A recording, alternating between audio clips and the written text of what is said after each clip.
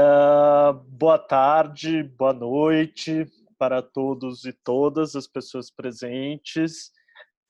Fico feliz que temos de novo várias pessoas aqui associados do IBDU e companheiros presentes em mais esse webinário que a gente promove nessa série latino-americana.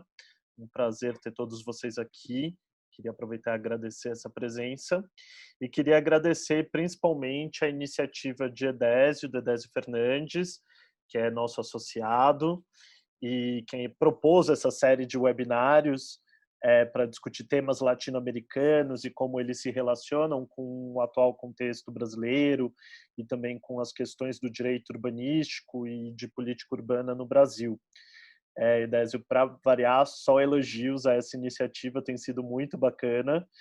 E lembrando a todos que esse nosso webinário está sendo gravado e depois vai ser posteriormente disponibilizado no canal do IBDU no YouTube da gente e também nas nossas plataformas e redes sociais.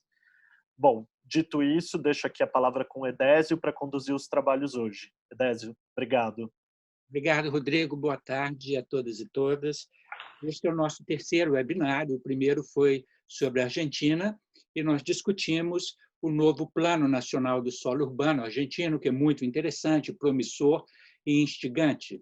Depois, no segundo webinário, nós discutimos a experiência peruana, sobretudo para entender em que medida os efeitos da pandemia no Peru, nas cidades peruanas, tinham alguma relação com a tradição de regularização dos assentamentos informais naquele país. Agora, no webinário de hoje, nós vamos discutir o Equador, que talvez seja um dos nossos países vizinhos sobre o qual nós sabemos ainda muito pouco.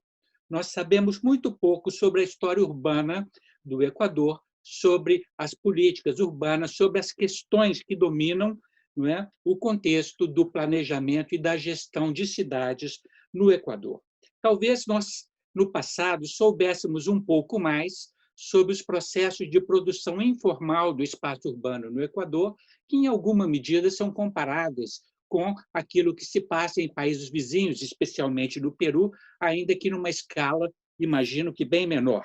Também nós sabíamos vagamente sobre as diferenças internas no país, quanto a algumas tradições de política pública e de gestão urbana, por exemplo, entre Quito e Guayaquil.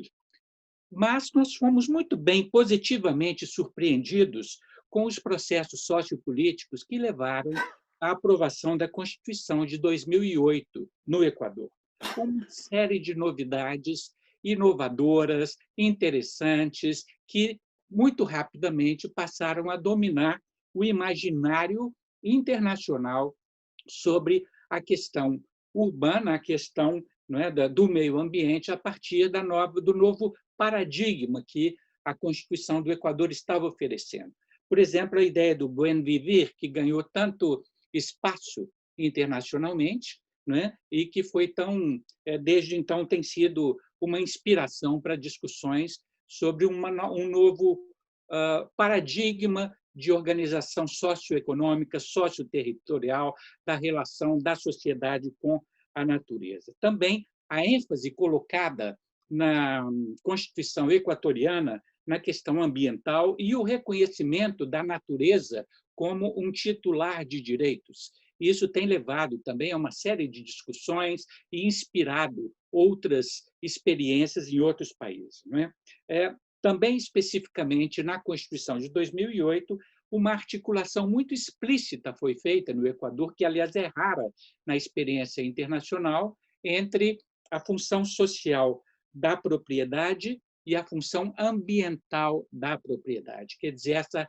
articulação socioambiental, que é tão difícil na experiência de tantos países latino-americanos, foi proposta pela Constituição do Equador e, da mesma forma, o artigo 31 da Constituição explicitamente reconhece algo que eles chamam de direito à cidade, que articularia dois elementos centrais, bem na linha, inclusive, da proposta do Henri Lefebvre, que seriam, de um lado, a função socioambiental da propriedade e, do outro lado, a gestão democrática das cidades. Não é? Quer dizer, Depois, em 2013, eu mesmo participei com muito interesse do primeiro Fórum Urbano promovido em Quito, o primeiro Fórum Urbano Nacional, e eu me lembro de um ministro, Pedro Jaramillo, que aproveitou essa oportunidade desse primeiro fórum para propor os eixos de uma ação que ele chamou de revolução urbana,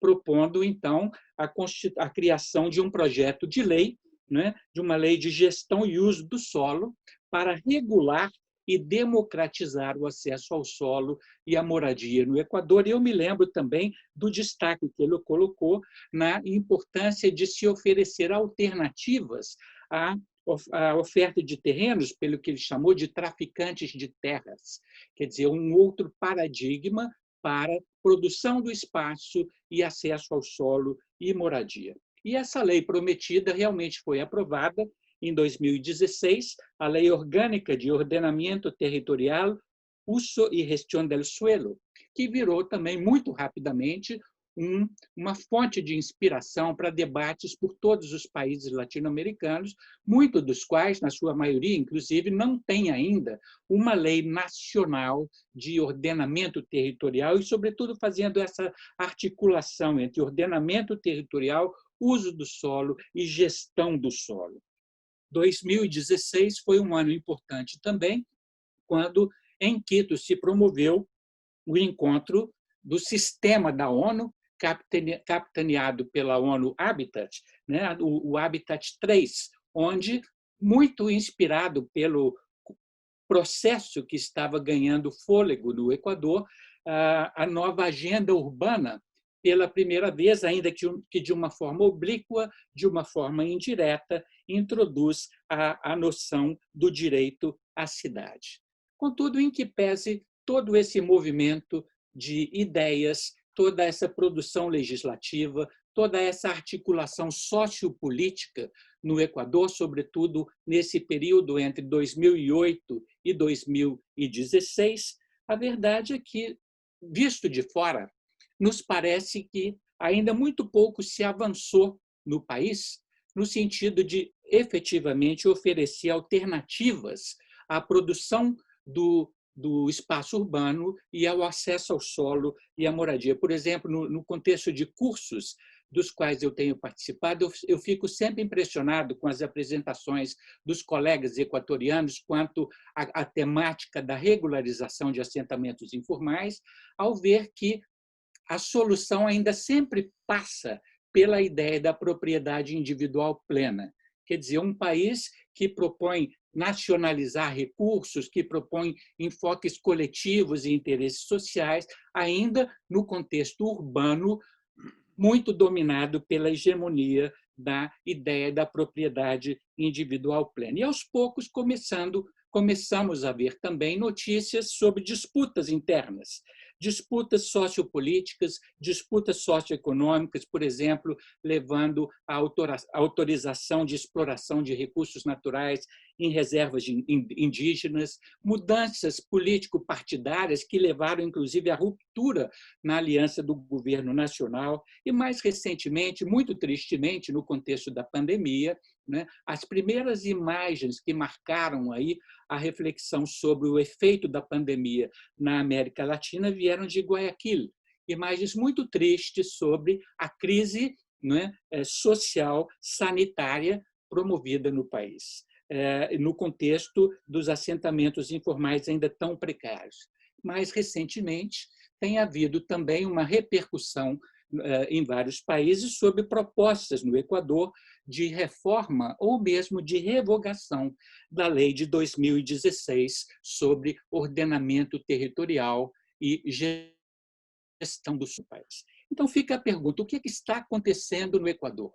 É um processo tão somente de disputa intergovernamental, por exemplo, explicável pela recusa dos municípios de aceitar uma intervenção que eles veem como centralista do governo nacional, ou é mais do que isso? É uma recusa do planejamento para abrir o campo para a penetração de um ideário neoliberal?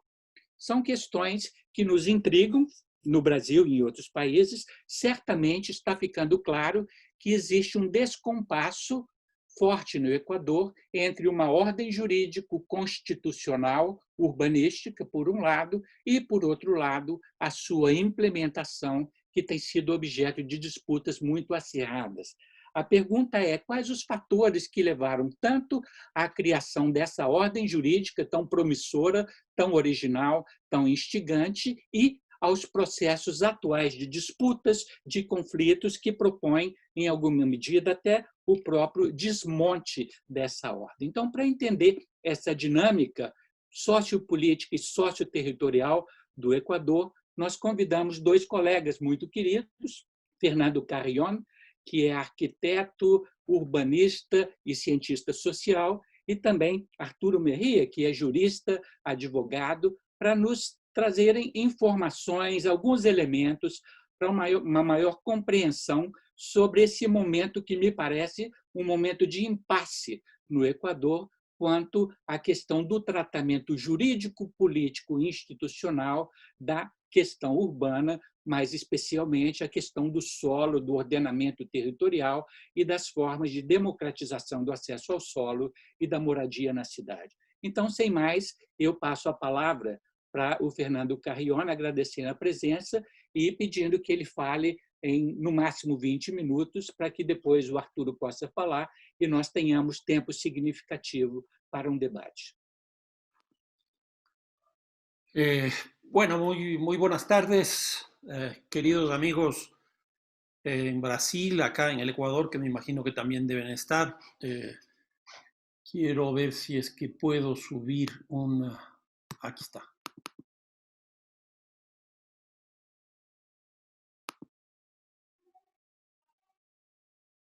Eso, se ve, ¿no?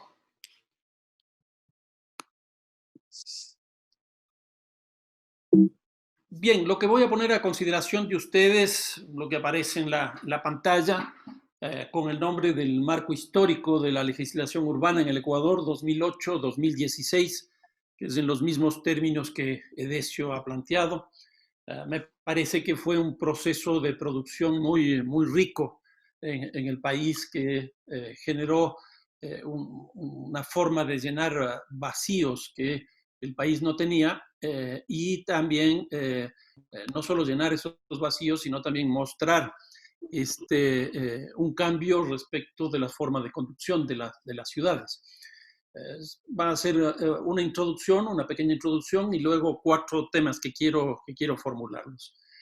A manera de introducción, me parece que vale la pena señalar que todo proceso legislativo surge de pactos sociales, que es un punto de partida, a mi manera de ver, clave y fundamental. Mucho más cuando se trata de una constitución y se tratan de varias leyes orgánicas. Y esto es así porque hay que entender cómo se construye la representación de las sociedades para justamente establecer estos pactos sociales y ver cómo las coyunturas políticas van determinando estos hechos, porque la legislación no es un problema estrictamente técnico, no es un problema exclusivamente técnico, sino que obedece explícitamente a estos 2 elementos. Uno, lo que es la coyuntura en la cual se formula esa propuesta legislativa, y por otro lado, con qué fuerzas políticas se cuenta, sea para la toma finalmente de decisiones respecto del articulado correspondiente y también de los apoyos sociales que existen atrás de eso. Eso me parece que es un punto de partida fundamental, sobre todo para la forma de análisis que voy a hacer. En términos urbanos, la legislación yo creo que avanzó mucho en el país en esos 8 años, pero que desgraciadamente después de eso me parece que se truncó y ahora estamos viviendo un proceso totalmente inverso. Hay un retroceso de todo esto. ¿Y por qué esto? ¿Por qué este avance y por qué este retroceso? Yo creo porque desgraciadamente no se logró construir un sujeto histórico que asuma estos procesos. Me parece que eso es absolutamente evidente. Fue más un proceso electoral, pero sin tener un sujeto social histórico capaz de sostener todo este proceso. Y aquí hay un hecho histórico fundamental que se produce justamente a la mitad del periodo, en el 2014, cuando los procesos electorales que vive el Ecuador hacen que Alianza País, la Revolución Ciudadana, pierda principalmente en las ciudades más grandes. Esto es Quito, Guayaquil, Manta, Santo Domingo, Los Colorados, etc. Y se quedan simplemente con las ciudades más pequeñas, que en número son más grandes de todas maneras, pero en términos de población no es así, y tampoco en términos simbólicos, porque son las ciudades más grandes que ocurren ahí. ¿Y por qué esto? Porque me da la impresión que la Revolución Ciudadana, el proyecto de Lanza País, se convirtió en un gran proyecto nacional y descuidó lo que significaban las formas de representación política que se habían ido construyendo históricamente a partir de los municipios y de las provincias, es decir, a partir de los cantones, que es la forma del territorio, y el municipio, la estructura organizativa de gestión de ese territorio. Lo mismo en el caso de los consejos provinciales, con el prefecto en la provincia y el territorio, que sería la suma de cantones. Entonces, yo creo que el año 2014 fue un año de quiebre de ese proceso. Y me parece que esto hay que tener en cuenta para lo que vamos a ver a manera inmediata. Básicamente yo les voy a presentar 4 momentos en orden secuencial, porque corresponden también a la producción legislativa. Uno primero, que me parece que es absolutamente clave y necesario entender lo que significó el cambio de siglo, es decir, del siglo XX al siglo XXI, con las grandes transformaciones de las cuales salió un país totalmente distinto. Luego, el contexto de la Constitución del 2008, que la explicó muy bien Edesio. El COTAD, que es el código orgánico a partir del cual se logró integrar las distintas leyes que existían para el manejo de municipios, de provincias y parroquias en un solo cuerpo jurídico. Y finalmente lo que serían las leyes estas de ordenamiento territorial y también la de plusvalía, aunque esa voy a hacerle no en tanta profundidad. Para ir en ese orden, el cambio de siglo. El cambio de siglo para el Ecuador fue impresionantemente transformador, para el bien y para el mal. Fue una coyuntura de crisis multidimensional, del cual salió absolutamente otro país. Y aquí simplemente voy a poner 4 ejemplos que me parecen que son fundamentales, 4 componentes de la crisis que son fundamentales. Primero, la guerra con el Perú en el año 95 y la firma de la paz en el año 98. Esto es muy importante porque el imaginario que se había construido en el Ecuador hasta la firma de la paz era la de tener un enemigo común externo, que nos generaba un nivel de integración interna. Una vez que se firma la paz con el Perú, ese enemigo interno desaparece. Pero ¿qué es lo que ocurre? Empiezan a aparecer los reclamos internos dentro del país por las autonomías. Y aquí aparecen 3 proyectos de autonomía o 3 proyectos de descentralización autonómica muy claros. Uno de los pueblos y nacionalidades indígenas, que ha ido cobrando fuerza poco a poco, con una tenacidad muy grande, y que paulatinamente se va asentando y se va consolidando en el país. Ese es un elemento que hay que tenerlo en cuenta de forma permanente en la política nacional hoy día. La segunda cosa es el peso que adquiere una propuesta proveniente de Guayaquil, que en este caso lo que yo he sostenido es que no es de descentralización, sino de descentramiento. El concepto de descentralización, como ustedes pueden ver, es una palabra compuesta donde se niega al centro. Negar, centro, descentralización. En el caso de descentramiento, es la pérdida de la centralidad en el espacio público. ¿Esto qué significa? Que la propuesta de Guayaquil era básicamente propuesta de privatización. Y el tercer proyecto que emerge en esa salida de la crisis, es el proyecto mucho más institucional, que incluso empieza a cobrar bastante peso. Pero estos 3 proyectos permanecen hasta la actualidad. El de los pueblos y nacionalidades indígenas, el de Guayaquil se mantiene, y el de la institucionalidad también, porque en ese espacio se ancla principalmente la cooperación internacional, que le da mucho peso a todo lo que viene desde ahí. Esa fue una primera cosa. ¿Qué es lo que ocurre? Se firma la paz con el Perú e inmediatamente aparece el otro conflicto en la otra frontera. El Ecuador tiene solo dos países fronterizos, que son Perú y Colombia. El Perú al sur y Colombia al norte. Se cierra el conflicto con el Perú en el año 98 y en el año 99 se firma el Plan Colombia entre el presidente de Colombia, se me fue el nombre, bueno, se firma entre el presidente de los Estados Unidos y el presidente de Colombia, el Plan Colombia, que lo que hace es internacionalizar el conflicto interno colombiano, que es el conflicto político, y también internacionalizar el conflicto que surge principalmente alrededor del narcotráfico, porque Colombia es el productor de cocaína más grande que existe en el mundo. Y eso hace que todas las Fuerzas Armadas, la Cancillería, todo el Ecuador vaya del problema de la frontera sur hacia el problema de la frontera norte. Pero aquí aparece un problema totalmente distinto. Mientras el conflicto con el Perú era por un problema de delimitación entre los estados, en el caso del conflicto con Colombia no tenía nada que ver esto, porque era más bien cómo se iba penetrando al estado ecuatoriano este conflicto, que incluso había surgido de la propia propuesta del Plan Colombia para el control del narcotráfico y para la resolución del conflicto interno. Eso fue también un problema muy, muy difícil, que le pone a las Fuerzas Armadas nuevamente en un elemento dirimente. Las Fuerzas Armadas siempre han tenido un rol muy significativo en la política ecuatoriana, y estos dos hechos de frontera lo que hacen es justamente poner de relieve esa situación.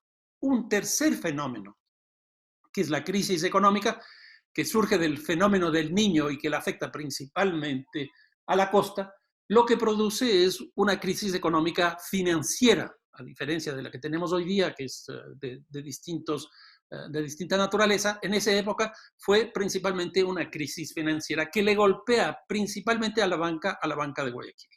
Quiebran 4 o 5 bancos guayaquileños muy fuertes, y la salida que se ve, que surge incluso desde Guayaquil con la propuesta no de descentralización que veíamos hace un rato, sino de descentramiento, es la de la dolarización. Y el Ecuador se dolariza. Pero no solo que se dolariza el Ecuador, con lo cual se licúan muchas de las finanzas públicas, sobre todo locales de los municipios, sino que hay un proceso de emigración de población muy fuerte, que produce probablemente la salida más grande de alrededor de debe ser un 16-17% de la población del Ecuador por fuera del territorio nacional. Y se dirigen a 3 lugares, a 3 destinos preferentes. Uno que es España, otro que es Italia y otro que es los Estados Unidos. Y señalo esto porque gran parte de la crisis que vive o que vivió Guayaquil con el coronavirus se debió justamente a que la época de vacaciones en esos 3 países llegó, y por lo tanto esos migrantes retornaron al Ecuador para encontrarse con sus familiares, y ahí se produjo el contagio por importación. Y llegó por avión, llegó por los migrantes, llegó por los turistas, llegó por los empresarios, y se empezó a ubicar principalmente en Guayaquil, produciendo ese gran problema que hubo. Ahora, el último elemento de la crisis de este cambio de siglo fue una gran inestabilidad política. Entre 1996 y 2006, es decir, 10 años, no hubo un solo gobierno electo popularmente que haya terminado. Una crisis política, pero francamente muy fuerte. Y ahí, en ese contexto, se redacta la Constitución del 2008. Una constitución que, desgraciadamente, no pudo resolver ninguno de los problemas que hasta ese momento se habían detectado. Con esos antecedentes, vamos al segundo momento, la Constitución del 2008. Esto es muy interesante porque en la Constitución del 2008 se redacta con una convocatoria a una asamblea constituyente. Rafael Correa, Alianza País, la Revolución Ciudadana llegan al poder en el 2007. Un año después se convoca a la Asamblea Constituyente, Asamblea Nacional Constituyente, y ahí obtienen una mayoría absolutamente grande, con la cual pueden definir prácticamente lo que quisieran en términos de proyecto de país. Y empieza a redactarse la Constitución. Pero ahí se produce una primera ruptura que no solo es dentro de la Asamblea Nacional Constituyente, sino que es una ruptura que también se produce en términos nacionales. ¿Y por qué esto? Porque el proceso constituyente se estaba demorando mucho y las encuestas ya mostraban cierto malestar por parte de la ciudadanía, que siempre evalúa a los parlamentos, a los sistemas parlamentarios de una manera bastante fuerte, en algunos casos incluso muy injusta. El caso del Ecuador, por ejemplo, este rato su Asamblea Nacional está con el 3% de aceptación, para que ustedes se den cuenta de lo que estamos hablando. Y entonces, en ese momento, obviamente no se llegó a esos niveles tan absurdos, pero se produjo una ruptura muy fuerte con el presidente de la República y el presidente de la Asamblea Nacional Constituyente, Alberto Acosta. Y esa ruptura significó una ruptura no solo dentro de la Asamblea Constituyente, sino también hacia afuera. ¿Qué es lo que ocurrió ahí? Se aprueba rápidamente en la Asamblea Nacional Constituyente y después se aprueba, ahí sí, de una forma, yo diría, francamente masiva, la Constitución en el año 2008. ¿Cuáles fueron los aportes de esta Constitución? Yo le he ubicado básicamente 4 que me parece que son interesantes para lo que estamos este rato discutiendo. Uno primero es que define al Estado ecuatoriano como, entre otras cosas, un Estado plurinacional, para que ustedes vean nuevamente lo que les decía hace un momento. El peso que van teniendo los pueblos y nacionalidades indígenas es muy importante porque incluso tienen su organización, la CONAIE, y su expresión política en Pachacutic, que permanentemente están moviéndose en las dos formas de representación. Entonces, por un lado, es un Estado plurinacional. Es una conquista muy fuerte, muy buena. Y una segunda es que se define como un Estado descentralizado, que esto también hay que tenerlo en cuenta. En la Constitución ya se define que el Ecuador es un Estado descentralizado. Yo creo que este es un primer buen avance de la Constitución en este ámbito que estamos viendo. Uno segundo, que va en la línea de lo que Decio señalaba, del famoso buen vivir, que incluso uno podría decir lo que Aristóteles definía en términos no del buen vivir, sino del vivir bien, que aquí en el caso del Ecuador este buen vivir es no solo un cambio dentro del modelo de desarrollo, sino también una forma de recuperación de ciertas formas plurinacionales de la producción, del consumo, del intercambio, de la construcción política, etcétera, que existe. En otras palabras, el buen vivir no es solo un modelo de desarrollo económico, sino que tiene como elemento principal el vivir bien, pongámoslo así, el bienestar. Ese es un salto sustancial. Uno segundo es en el ámbito de los derechos. Y aquí aparecen 2 derechos que a mí me parece que son muy importantes. Edesio también ya los remarcaba. El caso del derecho de la naturaleza. Este es un cambio sin par, porque hasta el momento en que se aprobó la Constitución no había habido una otra Constitución en el mundo que le haya reconocido a la naturaleza que sea titular de derechos. Y este es un cambio, pero muy, muy fuerte, porque eso le obliga al Estado, a la sociedad, etcétera, estar atrás por la verificación de que la naturaleza no pierda su estabilidad, no pierda su armonía. Ese es un salto, pues, francamente importante, que posteriormente entra también en crisis. ¿Y por qué esto? Porque se aparece un proyecto muy interesante de explotación petrolera que se llamó el ITT, que surge de iniciativa de las EMPLADES, de la Secretaría de Planificación, que es asumido por el presidente, y que a su vez esto surgió de algunas organizaciones no gubernamentales que lo que planteaban es que el petróleo no debería explotarse, debería quedar bajo tierra y que habría que conseguir una compensación internacional para que ese petróleo se quede. Pues lo que ocurrió fue que, desgraciadamente, esa iniciativa no logró llenar las expectativas y el presidente y el gobierno nacional decidieron cambiar esa lógica. Y ahí aparece un movimiento yo diría, combinado de dos sectores que entran en oposición con el gobierno. Uno, los jóvenes, y otro, los ambientalistas, que son dos sectores que tienen importancia relativamente importante. Eso es lo que ocurrió con respecto de la naturaleza. Y el segundo derecho, hay una cantidad de derechos más, obviamente, pero el segundo derecho que tiene que ver con esto es el derecho a la ciudad. Están básicamente ahí definidos a partir de un artículo. Aquí habría que hacer una comparación, por ejemplo, con la propia Constitución del Brasil, que en el año 1988 ya establece por primera vez el derecho a la ciudad y es la primera constitución de América Latina. ¿Qué es lo que ocurre en el caso del Ecuador? Es que 20 años después un segundo país reconoce el derecho a la ciudad como un derecho constitucional. Tuvieron que pasar 20 años. ¿Qué es lo que ocurre? 10 años después, es decir, en el del 2008 a el 2018, una ciudad como es Ciudad de México, que no es un municipio, sino que es un estado de los que tiene México, reconoce también en su constitución que hay un derecho a la ciudad. Y eso es lo único que nosotros tenemos en términos jurídicos reconocidos, dos a nivel nacional y uno a nivel de una ciudad que tiene el estatus de un estado de un país. Esto es muy poco si uno lo ve en términos de América Latina. Ahora, ¿qué es lo que ocurre? Comparando la del 98 con la del 2008, es que en la Constitución del Brasil el desarrollo es mucho mayor. En el caso de la Constitución del 2008 del Ecuador es básicamente un artículo. Es el artículo 31 que tú mismo, Edesio, ya lo señalaste. ¿Qué es lo que ocurre en este caso? El Brasil tuvo en esa época un movimiento de reforma urbana muy fuerte. En el caso del Ecuador eso no existió. Por eso es lo que decía al principio, la necesidad de un sujeto histórico.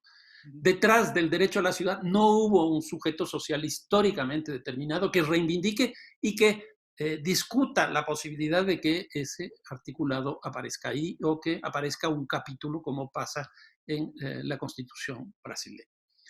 El resultado de esto es que muchos de los municipios que estaban adheridos a Alianza País, a la Revolución Ciudadana, empezando por el propio municipio de Quito, cuando llegan a la alcaldía, pues no ejercieron bajo ningún punto de vista lo que significó el derecho a la ciudad.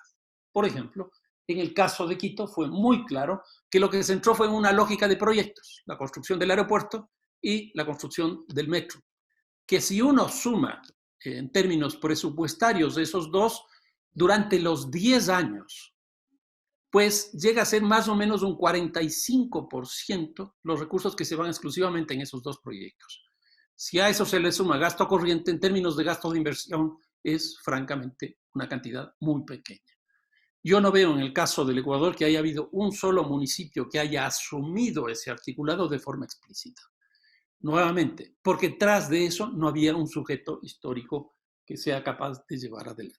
Entonces, en el ámbito de los derechos está el avance del derecho a la naturaleza, el avance del derecho a la ciudad. Y un cuarto aporte que surge de la Constitución es en términos de la organización del territorio del Ecuador.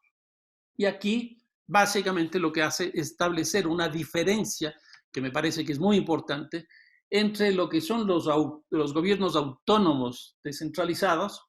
Esta reiteración de autónomo y descentralizado en el caso del Ecuador tiene una explicación que es justamente el proyecto de Guayaquil. El proyecto de Guayaquil siempre reivindicó la autonomía y el caso de los proyectos más institucionales vinculados al Estado, a la estructura del Estado, reconocidos más bien por su presencia en Quito, reivindicaban la descentralización. Para zanjar ese problema, que me parece que fue una salida política interesante, pues decidieron poner los dos, autónomos y descentralizados. Y entonces lo que tenemos son los gobiernos autónomos y tenemos el régimen especial, que eso es algo que ya en la Constitución del 98 había aparecido, pero que en este caso se ha desarrollado de una manera mucho más fuerte. En tercer lugar, lo que tenemos, yo la califico de contrarreforma, es que aparece el COTAD, que es el Código de Ordenamiento Territorial de Autonomías y Descentralización. ¿Y por qué? Porque ya en ese momento, cuando se aprueba esto en el 2010, ya había un proyecto nacional, se había constituido un proyecto nacional que independientemente de que en la Constitución del 2008 se señale explícitamente que lo nacional sería la suma de las partes, es decir, la suma de los distintos territorios, de las distintas culturas, etcétera, que existen en el Ecuador, que si bien es un país pequeño, pues tiene una diversidad impresionante, simplemente en términos de las regiones naturales, sierra, costa, Amazonía, pero también tenemos en términos de las nacionalidades, en términos del norte, el sur, etcétera, del país, que hace que sea un país altamente diverso. Entonces ahí aparece una figura que en general en América Latina se ha posicionado con mucha fuerza, que es el hiperpresidencialismo, que es algo que está presente prácticamente en todos los países de América Latina, y ahí nuevamente el concepto de proyecto nacional tiende a consolidarse. ¿Qué es lo que pasa? Es que la Constitución del 2008 fue una constitución muy garantista y muy autonomista, que le dio muchos derechos a la población, y esa población empezó a reaccionar. Esto que señalaba de Yasuní, del grupo de jóvenes y ambientalistas, lo mismo ocurrió con los representantes de los pueblos y nacionalidades indígenas y de varios sectores, que empezaron a reaccionar demandando la aplicación de la Constitución. Y ahí aparece, en el 2010, 2 años después, aparece COTAD como expresión, creo yo, de esta doble condición política de esa coyuntura. ¿Qué es lo que pasa en este caso?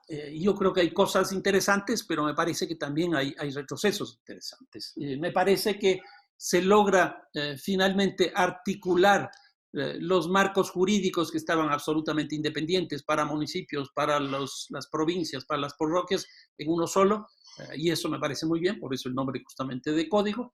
Pero aquí el manejo del régimen especial es bastante complicado. ¿Y por qué esto? Porque se supone que la mejor división del Estado en el territorio son 3 niveles, el nacional, el intermedio y el local.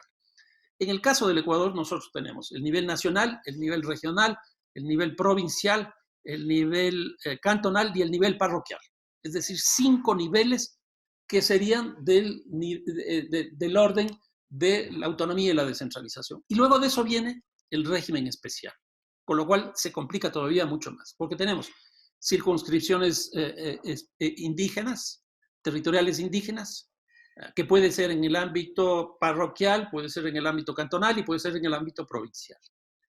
También aparece el caso de Galápagos, con un estatuto jurídico propio, el caso de la Amazonía también.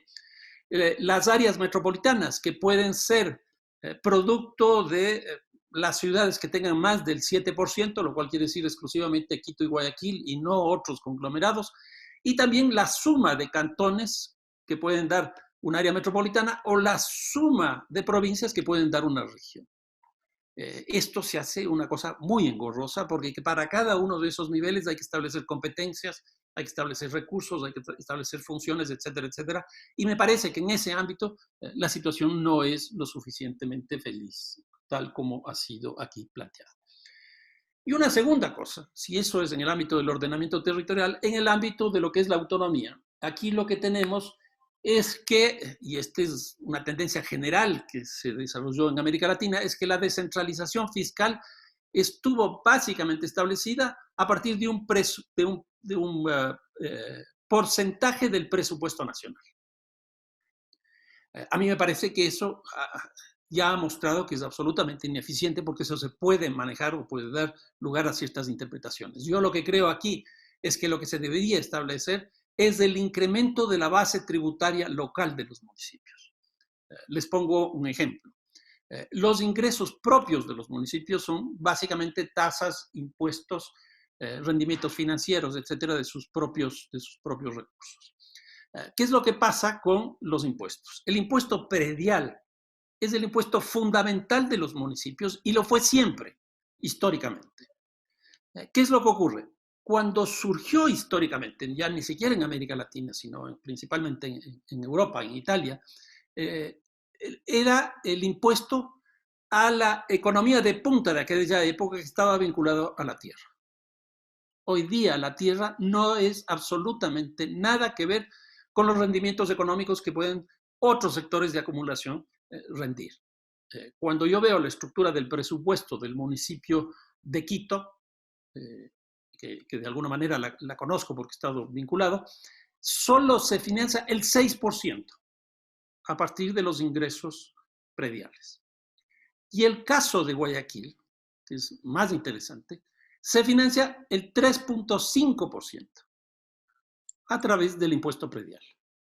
En otras palabras, ese ya no es el polo de punta fundamental a partir del cual deberían surgir los ingresos para los municipios en términos de todos los municipios de América Latina y del mundo. Ahí tenemos que producir un cambio sustancial, porque si no vamos a seguir discutiendo algo que no nos va a redituar lo suficiente como para poder hacer una gestión importante. Entonces, cuando uno hace una comparación de las transferencias de gobierno nacional y los ingresos propios, obviamente los municipios no son autónomos. Yo creo que aquí se debería producir una gran reforma en términos de que la base tributaria tiene que modificarse sustancialmente y que los municipios puedan tener algunos recursos. Yo hice una investigación hace un poco tiempo respecto de una inversión que realizó el municipio de Quito en una zona importante de la ciudad, donde hizo una inversión un poco menos de $1 millón, pero eso significó el crecimiento sin par de discotecas, de bares, de cantinas, etcétera, etcétera,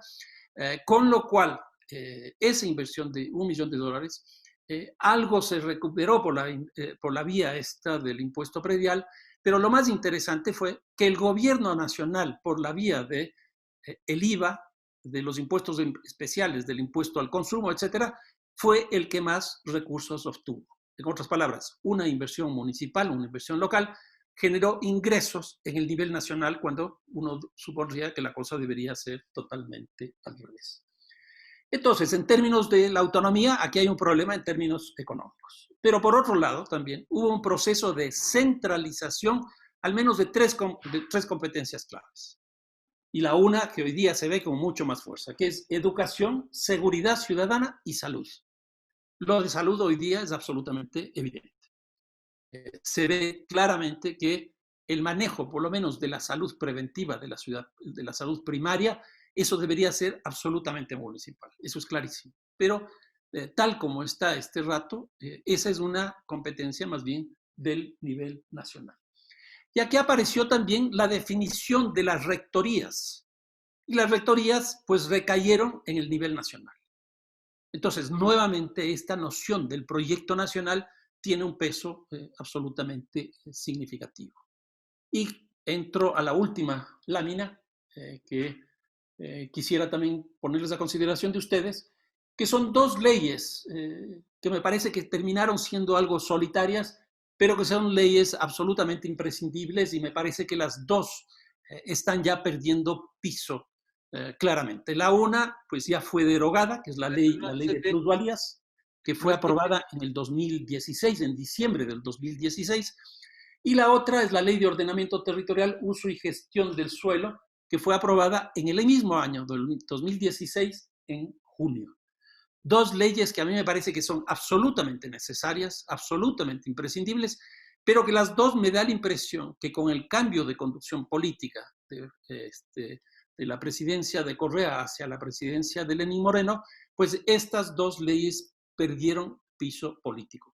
La una ya fue derogada y la otra se está discutiendo en la Asamblea la posibilidad de fusionar esta ley con el Código Orgánico de Ordenamiento Territorial. Si eso ocurre, me da la impresión que este proyecto también seguirá de alguna manera la suerte de la ley de plusvalías. ¿Qué es lo que ocurre con esta noción nuevamente de proyecto nacional, que me parece que es importante? Es que cuando nosotros vemos qué es lo que pasó en Quito, Guayaquil, en términos de las dos alcaldías, la una de oposición, que era del Partido Social Cristiano, que era la fuerza de derecha más importante, que controló Guayaquil y desde el año 92, eso viene a ser 28 años.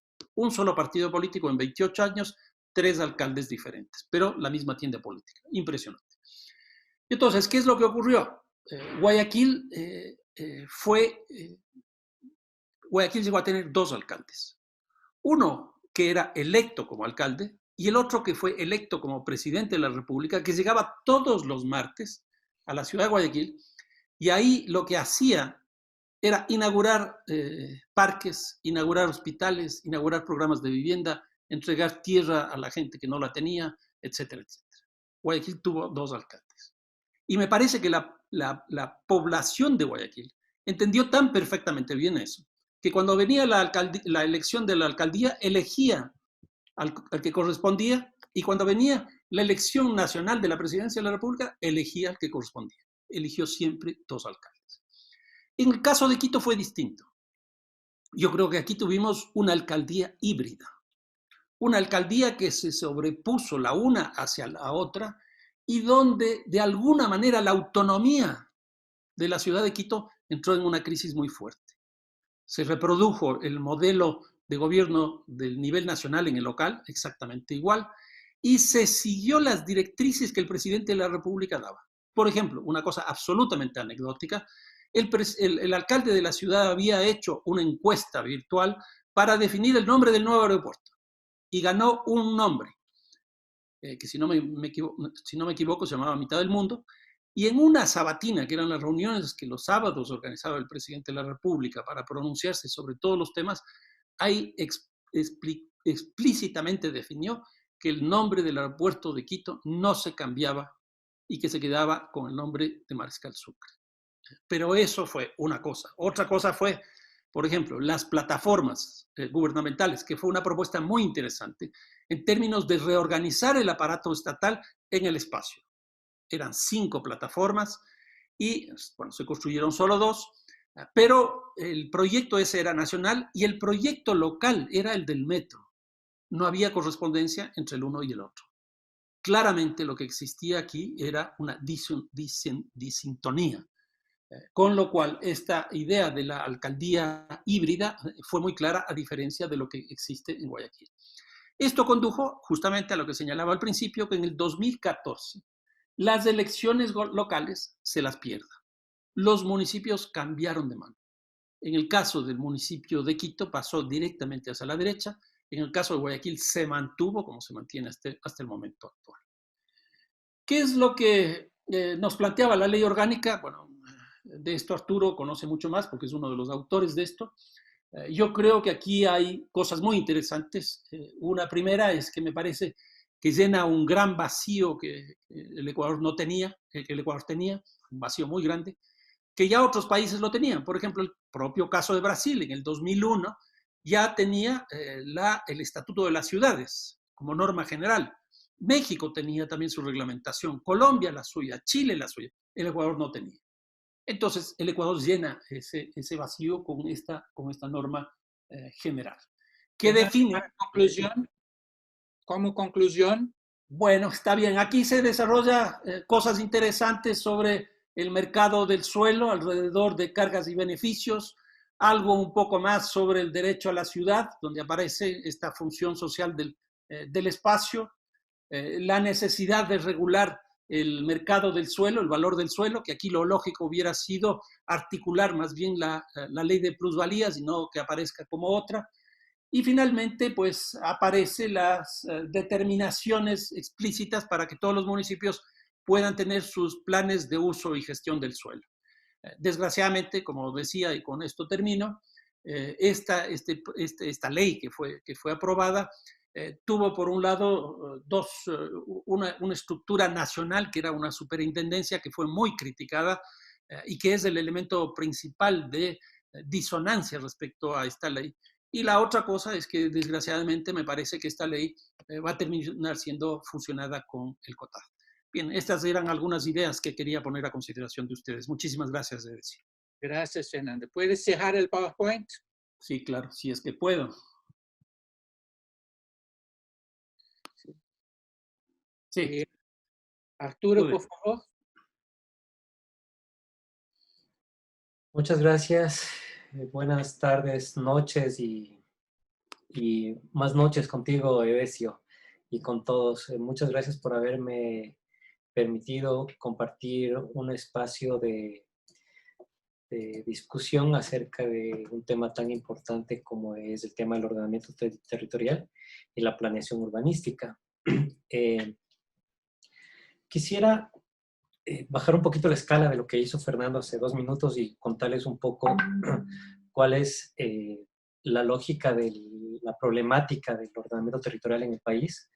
Brevemente hacer un ejercicio sobre la cronología de la ley, su estado actual y cuáles son estas disputas que tiene ahora este cuerpo normativo, tanto políticas, tanto sociales y tanto económicas. Quisiera, digamos, en función de eso, abordar esta presentación en estos 3 grandes capítulos, ¿no? En estos 3 episodios. Lo primero que debemos, o que, digamos, ustedes deben conocer, Edesio decía, se sabe muy poco de la realidad urbanística del Ecuador, y es que en verdad hemos escrito muy poco respecto a qué está pasando con las ciudades y qué está pasando con los territorios en el Ecuador. Y posiblemente esta lámina que contiene varias fotos de algunas ciudades del país pueda hacer un ejercicio de resumen de qué es lo que nos está aconteciendo en este momento. En la lámina de la derecha superior está una ciudad, que es la tercera ciudad más importante del país, que se llama Cuenca. Podemos ver cómo ha evolucionado el límite urbano desde 1974 hasta ahora, y cómo el crecimiento expansivo de la ciudad está ahora encareciendo las finanzas públicas. Existe un ejercicio del BID que dice que Cuenca para el 2030 necesita 3.400 millones solamente para consolidar sus redes de infraestructura y consolidar sus equipamientos en todo el área de expansión. Y que el costo al 2050 sería de 6.865 millones por estos rubros. Guayaquil, que es la ciudad más golpeada hasta ahora en tema de letalidad de COVID, tiene uno de los asentamientos humanos precarios más grandes del país. Este asentamiento informal llamado Monte Sinaí es mucho más grande que cualquiera de nuestras ciudades intermedias. Lo curioso de esta ciudad informal, es que apenas se consolidó en 15 años. En 15 años pasó de tener casi población inexistente a actualmente casi 200.000 habitantes. Obviamente estos asentamientos precarios que han sido desarrollados en el tiempo por todos los problemas propios de la informalidad, pues no están acompañados de una política de vivienda adecuada, no están acompañados de una política de infraestructura, no están acompañados de una política de movilidad, no están acompañados de una política de salud, de servicios, etc., ¿no? Y la situación del país, porque digamos es una constante, se agrava cuando en otras ciudades, como por ejemplo Riobamba, tenemos una gran cantidad de stock de suelo servido que está vacante. Todo lo que ustedes pueden ver en esta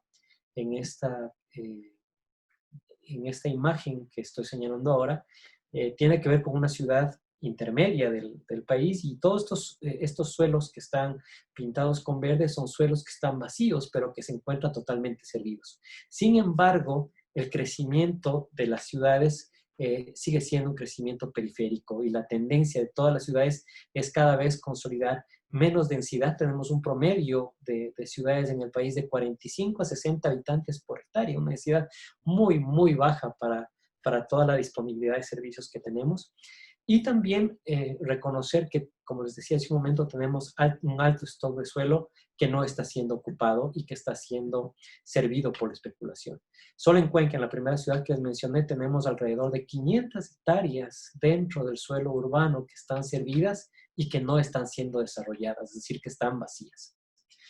Y por otro lado, digamos, la presión del mercado de suelo hace que varios municipios, como el municipio de Quito, empiecen a generar procesos de densidad o de densificación en función de esta lógica que le llamamos de lote-lote. Podemos ver en la gráfica de la derecha inferior cómo un edificio posiblemente está aprovechando de la densidad de toda una zona de planeamiento en función de una densidad que no es la preponderante en el área de planeación. Y esto se debe en gran parte a que hasta ahora, hasta antes del 2016, digamos, no existía una ley que trataba de tener reglas claras, que trataba de decirles a los municipios cuáles eran las reglas de juego para que estos municipios traten políticas como la densidad, como el crecimiento expansivo, como la eficacia en el uso del suelo, y que precisamente estas decisiones de los GATS se deban o que sean, digamos, producto de estas llamadas autonomías. Problemas totalmente asociados, una gran cantidad de vivienda que está desarrollada en áreas de riesgo, insuficiente espacio público adecuado como parques, como áreas verdes para el ocio, para la distracción. La vivienda social generalmente, digamos, el mismo Ministerio de la Vivienda no ha cambiado su política de pensar en una cobertura del déficit por una cobertura de un derecho del hábitat. Es decir, seguimos construyendo vivienda propia, vivienda propia, que generalmente se ubica en donde hay suelo barato y que generalmente también no está servido.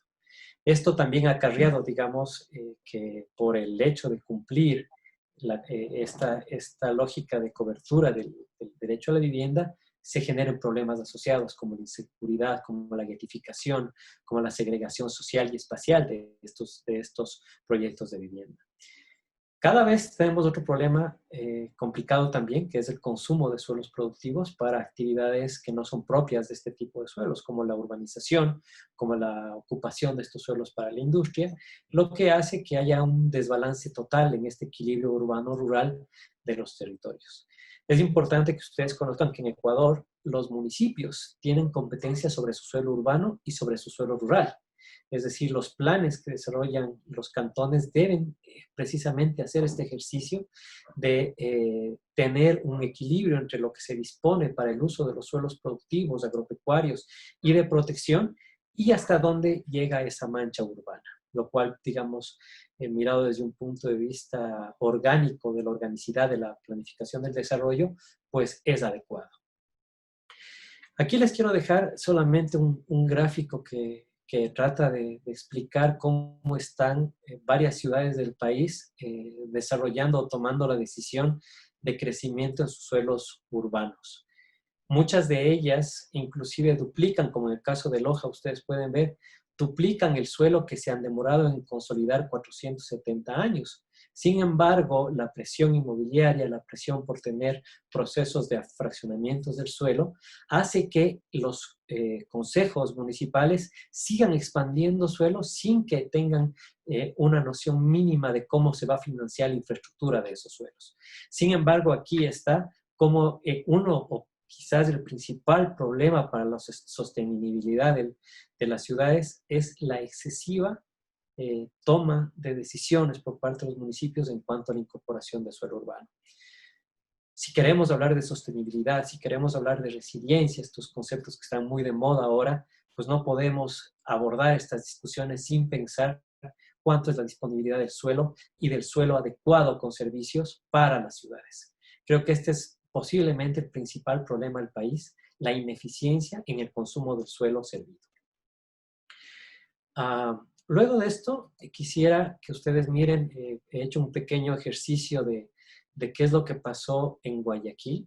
Guayaquil es una metrópoli que tiene procesos de conurbación con 3 cantones, con Durán, con San Borondón y con Daule, que son 3 municipios que prácticamente forman una sola mancha urbana, y en donde se produjo el problema de COVID más complicado que tuvimos en el país. Y claro, el problema se lee siempre desde una lógica de salud pública y desde una lógica de protección al derecho a la vida. Pero ¿qué está pasando con las decisiones urbanísticas o cómo el urbanismo contribuyó a que el problema se agrave?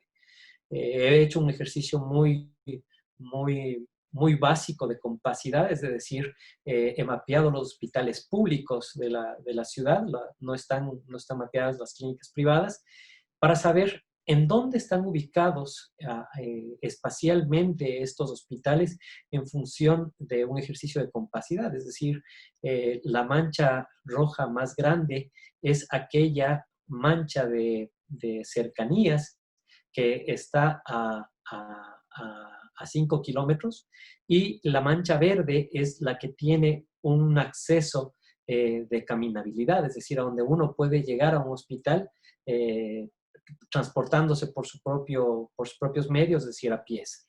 Si nosotros comparamos esta diapositiva con una reflexión de pobreza y de ingresos medios, vemos que existe una gran cantidad de población que está en azul, que casi no tiene servicio o no tiene accesibilidad a un equipamiento de salud y donde las distancias ya no son caminables.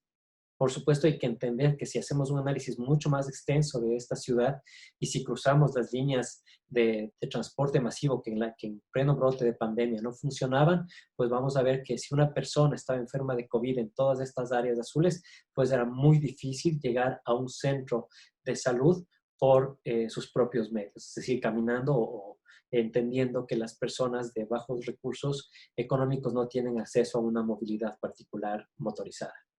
Este es un mapa final de donde se presentaron la mayor cantidad de casos de COVID en Guayaquil, y si comparamos nosotros el nivel de pobreza con la cantidad de casos de COVID, pues nos va a mostrar que simplemente muchas de las personas que sufrieron la enfermedad no podían llegar a un centro público de salud por la lejanía, porque simplemente el proceso de urbanismo, de urbanización de una ciudad no está acompañado de las decisiones públicas, posiblemente estatales, de acompañamiento de servicios de infraestructura a los procesos de generación de vivienda. Esto como un poco de antecedente para entender qué es lo que nos está pasando en el Ecuador y por qué fue necesario el pensamiento de proponer en el debate la existencia de una norma ecuatoriana que permita tener unas reglas claras de ordenación del territorio y de planeación urbanística. Antes de la ley de ordenamiento territorial existían en el país leyes orgánicas que regían todos estos niveles de administración del Estado, de administración descentralizada del Estado. Entonces teníamos una ley orgánica de régimen municipal, teníamos una ley orgánica de régimen provincial, teníamos una ley de juntas parroquiales, y a partir de la Constitución del 2008, estas leyes que eran sectoriales de organización de cada uno de estos aparatos administrativos, se funden en un solo código del cual Fernando ya habló, que fue el Código de Organización Territorial, denominado COTAD. Este COTAD, si bien es cierto, hace un esfuerzo enorme por introducir por primera vez en la historia del país la necesidad de planes de desarrollo y ordenamiento territorial, descuida la escala más baja de la planeación, que es precisamente la planeación urbanística. Y por eso es que es necesario en el 2016 pensar en una ley que se ocupe del quehacer de las ciudades y en una ley que se ocupe del quehacer del suelo productivo en el cantón. Entonces se emiten dos leyes, una ley de suelos y una ley de tierras. La tierra concebida como el soporte sobre el cual se empiezan a producir las dinámicas de desarrollo productivo relacionado principalmente a la agricultura y a la ganadería. En el 2017 y en el 2018 se complementa, digamos, la reforma estatal de la planeación, de la planificación del desarrollo y se dictan dos códigos importantes también para este tema, que son el Código Ambiental, que trata de alguna forma de bajar esta lógica de cuidado o de tutela del derecho a la naturaleza y hacer que estos principios empiecen a tener una coerción legal a partir de una norma que se encargue de este tema. Lo propio hace la ley e introduce unos conceptos que hasta el 2016 no estaban legislados, como el derecho a la ciudad. La ley de ordenamiento territorial dice cómo se hace efectivo el derecho a la ciudad, que esto creo que es un avance importantísimo, cómo funciona o cómo se hace exigible que se cumpla la función social y ambiental de la propiedad en el Ecuador. Y básicamente lo que dice la ley de ordenamiento territorial es mientras se cumplan los planes de ordenación del territorio y de uso y gestión de suelo, pues estaremos cumpliendo la función social y ambiental de la propiedad. Se introduce la noción del derecho a edificar y se trata de desvincularle materialmente y legalmente del derecho a propiedad, de esa noción de uso ilimitado que tenía el propietario del suelo, y se dice, bueno, el derecho a edificar ahora es una función pública, es de propiedad del Estado y el Estado tiene que saber cuáles son las condiciones de aprovechamiento y de renta que generan las decisiones públicas a partir de los usos y de los aprovechamientos. El reparto de cargas y beneficios es otro de las instituciones jurídicas que contempla la LOTUS, y se apuesta, digamos, a tener un plan nacional de desarrollo, que es el Plan Nacional del Buen Vivir, y para esto se lo relaciona al Plan Nacional del Buen Vivir con tres leyes que hacen o que permiten, digamos, su gestión, que son el Código de Planificación, el COTAD, que es el Código de Organización Territorial, y la Ley de Ordenamiento Territorial. Entonces, no hay que confundir que el uno es Código de Organización Territorial y la otra es la Ley de Ordenamiento Territorial. Organización entendida como la posibilidad de definir claramente las competencias de cada nivel de gobierno, y el ordenamiento territorial entendido como la posibilidad de decisión de los usos y aprovechamientos del suelo, básicamente. Otra cosa importante que hace la ley es generar una institucionalidad, genera un consejo técnico de uso y gestión de suelo, que lo regenta, que lo preside el Ministerio de Vivienda, que establece básicamente estándares nacionales como la norma de la construcción, como los requisitos para realizar planes de ordenación territorial, y genera también una superintendencia de ordenamiento territorial, que digamos es la manzana de la discordia de toda esta discusión, que básicamente lo que hace es tener funciones. La superintendencia no tiene competencias, tiene unas funciones, y sus funciones están pensadas en función de hacer un seguimiento y control al cumplimiento de los planes de ordenamiento territorial que los municipios principalmente aprueban.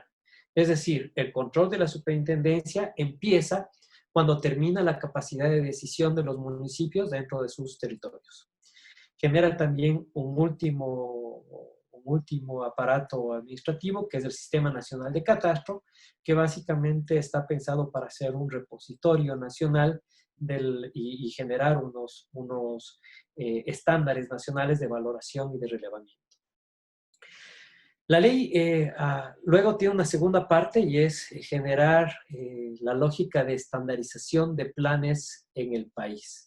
Antes de la ley, en función de cada uno de las autonomías, cada municipio podía decidir qué tipo de clasificación de suelo quería, qué nombre le daba a los planes. Los requisitos de cada plan eran tan diversos como diversos son cada una de las ciudades y cantones del país.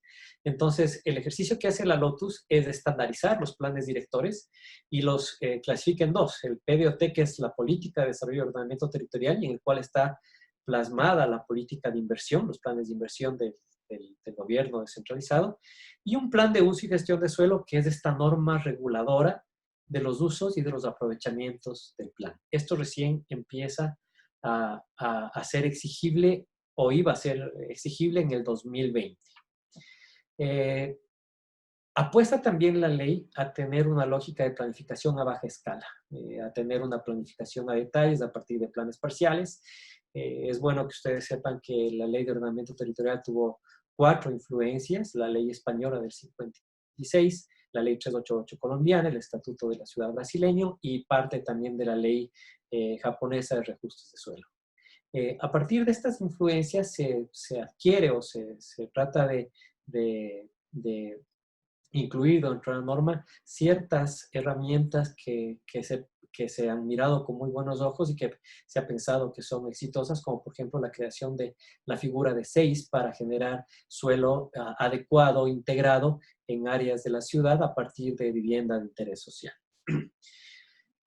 La ley hace un profundo desarrollo de herramientas de gestión de suelo y tiene alrededor de 5 temas en los cuales ubica cada una de las herramientas, que en este momento, en función del tiempo, no voy a desagregar, pero que es importante que ustedes sepan que una de las, posiblemente la estrategia más ambiciosa de la LOTUS, es empezar a generar nuevas herramientas, nuevas posibilidades para que los municipios, a partir de su autonomía, puedan, entre otras cosas, ordenar el territorio y generar también un sistema de financiación propio.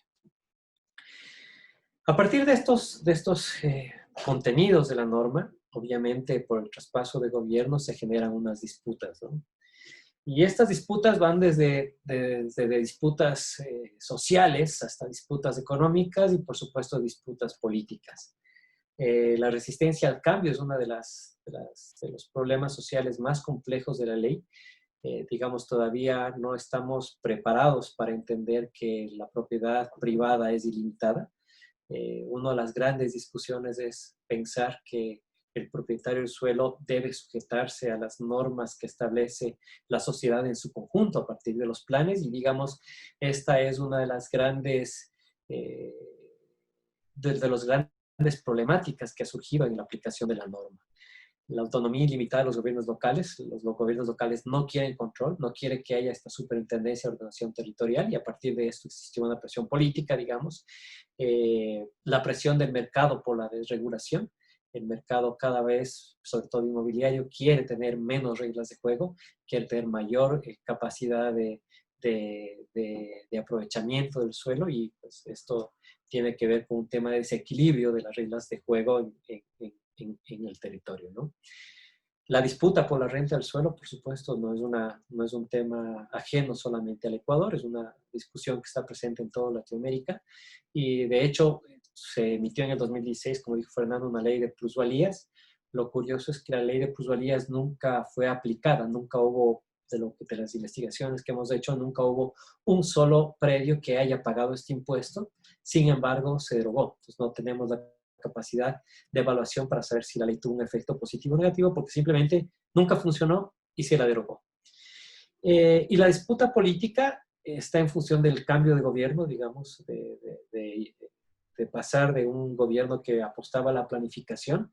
Ustedes pueden mirar en las fotos de la derecha, el mismo edificio que antes estaba dedicado a la planificación nacional y desarrollo, pues fue ahora desocupado y ocupado por la Fiscalía General del Estado y reducido a su mínima expresión, la Secretaría de Planificación. Se lo cambió de nombre y ahora se llama Planifica Ecuador, y pues es una oficina muy, muy reducida, digamos, en función de la política actual. En función de estas disputas se han generado, digamos, o sea, han llegado a permear dos iniciativas legislativas. La una que pretende reformar la LOTUS, solamente reformarlo, pero con la postura de eliminación de la superintendencia de ordenamiento territorial. Y la segunda que sí es un proyecto de derogación. Lo grave del proyecto de derogación de la LOTUS es que precisamente deroga toda la parte de los principios legales que están desarrollados a partir de estos derechos fundamentales. O sea, la función pública del urbanismo, el derecho a construir, la función social y ambiental de la propiedad, todos estos preceptos fuertes que son desarrollados en la ley en su primer episodio, se pide en la Asamblea que se los derogue. Entonces, lo penoso del tema o del proyecto de derogatoria es que confunde totalmente la disciplina y las ramas del derecho. La ley de ordenamiento territorial sin duda se constituye en el primer ejercicio jurídico de derecho urbanístico en el país, y lo que hace la iniciativa legislativa es todavía confundirlo con un ejercicio del derecho público administrativo, en el cual solamente se miran cómo se ejercen las competencias y cómo se ejerce el funcionamiento de las instituciones públicas. El no entender que estamos frente a dos dimensiones enormes del derecho con sus disciplinas específicas, complementarias, por supuesto que sí, hace que tengamos ahora, digamos, en el centro de la disputa precisamente la posibilidad de derogatoria de esta norma. Pero no todo es malas noticias, digamos, a partir del 2016, y estoy totalmente de acuerdo con Fernando en que lastimosamente no hubo un empoderamiento social de lo que es la norma. Se han generado iniciativas muy interesantes a partir de la aprobación de la ley. Entre estas, digamos, Ecuador fue sede de Hábitat 3 por primera vez en su historia. Creo que una de las cosas que más interés me causa a mí es que el tema de la ordenación del territorio está por fin en el debate público. Ciudades enteras están ahora mismo debatiendo sus planes con procesos amplios de discusión, difíciles de discusión, necesarios de discusión, pero lo están discutiendo. Creo que este posiblemente sea el ejercicio más importante que ha hecho la norma. Ahora mismo, digamos, lastimosamente acaba de de salir una administración del Ministerio de Vivienda que empezó por fin a proponer por primera vez en la historia del país una política pública nacional de hábitat y vivienda. El proceso ojalá termine, ojalá estamos, digamos, en miras a tener una agenda urbana local. La mayoría de GATS han hecho ya sus PDOTs, casi todos tienen PDOTs, estamos inclusive ya frente a una segunda generación de PDOTs. Tenemos ahora la posibilidad de hacer los planes de uso y gestión de suelo que le apuestan al ejercicio de esta escala más baja de la planeación.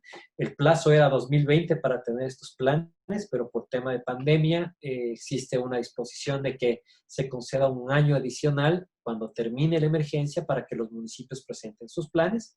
Sin embargo, de eso, hay varios municipios que ya empezaron a aplicar herramientas de suelo.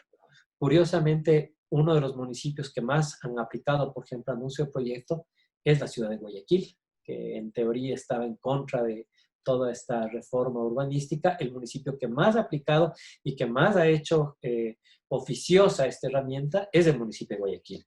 Ellos acaban de anunciar, de hecho, la generación de un nuevo proyecto que se llama la Aerovía, y los montos de expropiación para la Aerovía fueron hechos con anuncio de proyecto. Entonces, digamos, esto quiere decir que la ley ha tenido cierta permeabilidad. Quito ha apostado también por un tema de venta de edificabilidad. Si no me equivoco, en 6 años ha recuperado 25 millones de dólares Quito ya con concesión onerosa de derechos, con venta de edificabilidad, que no puedes, digamos, que puede ser una cifra que no se lea en los estándares de Sao Paulo o de otras ciudades, pero que para ser la primera vez en Ecuador, la primera vez en una ciudad que empieza a captar plusvalía de esta forma es muy interesante. Obviamente tiene un gran problema y es que toda esa plata se va a una caja fiscal y paga sueldos y paga publicidad. Y no está dedicada a hacer esta lógica de reparto de cargas y beneficios y que se devuelva a la sociedad, digamos, parte de estas rentas generadas por estos mayores aprovechamientos de suelo. El tema de la academia es muy interesante y creo que en esto Fernando también va a sentir conmigo en que cada semana nosotros podemos encontrar un nuevo foro de temas urbanos. Por lo menos de lo que yo conozco, existen 5 nuevas maestrías de ordenamiento territorial en los cuales ya se contempla el derecho urbanístico como parte de sus sílabus. Tenemos el aparecimiento de nuevos colectivos de defensa del ordenamiento territorial, esto es importante. Ciudades que empiezan a apostarle mucho al tema de la planeación y de la gestión del suelo, como Cuenca, como Quito, que están haciendo los dos sus planes de ordenamiento territorial. El propio Midubi ha empezado ya a emitir estándares para construcción, para construcción sismo resistente. Cada vez estas normas son más claras, son más sucintas y creo que esto es otro gran avance en el país. Creo que estamos ya frente a un aparato jurídico importante que hace que los municipios tengan ya un referente, un orden para empezar a hacer sus planeaciones. Y finalmente la Superintendencia de Ordenamiento Territorial, pese a que es una entidad muy débil, ha empezado ya a tener unos procesos de sanción a ciertos incumplimientos de planes, lo cual puede ser que es interesante para establecer también un equilibrio en esas decisiones que en nombre de la autonomía a veces perjudican derechos individuales y colectivos. Como les decía, el ordenamiento territorial creo yo que está en la agenda pública y social, está ya en el imaginario y creo que este posiblemente es el gran avance de la ley. La ley ha hecho y ha generado numerosos factores asimilados, relacionados, que no estaban pensados, pero que sin embargo están ya en el imaginario de la colectividad. Y finalmente contarles que la apuesta del paradigma es precisamente pasar de esa lógica de cobertura del derecho a la vivienda a hacer posible este enunciado de nuestra Constitución que dice que todos los principios y los derechos son inalienables, irrenunciables, indivisibles e interdependientes. Y esta palabrita me ha parecido muy interesante y hay un ejercicio de la interdependencia de los derechos, es decir, no podemos seguir pensando en la casa por la casa o la vivienda por la vivienda, sino en pensar en una vivienda que garantice derecho a la salud, que garantice el derecho a los accesos a los servicios públicos, que garantice un medio ambiente adecuado, que garantice la vivienda y que en el corazón de esta interdependencia de derechos tengamos la función social y ambiental de la propiedad. Esto es muy ambicioso, pero creemos nosotros que por lo menos los que estamos en el quehacer de asesoría a municipios, a GATS, a contribuir con las políticas públicas y desde la academia, pues estamos logrando de que ese empoderamiento que efectivamente no se dio en el inicio, pues empiece ahora a hacerse en función de estas otras disciplinas. Es lo que les quería comentar, les quedo muy agradecido y pues a las órdenes para seguir en el debate. Gracias. Gracias, Arturo y Fernando, por dos presentaciones tan fascinantes, tan interesantes y que son complementares. Não? Eu queria convidar a Letícia Osório para fazer uns comentários antes de passar a palavra para os demais assistentes aí do nosso webinário. Letícia, você está presente? Sim. Ei. Boa noite. Boa noite. Como estão? Muito obrigada pela apresentação. Eu tenho algumas perguntas, mas antes de abrir, como a Edésio fala, eu sempre faço alguns comentários relacionados aos processos que os países da América Latina que estão sendo discutidos aqui nesses webinários têm relacionados com o que está passando no Brasil, né?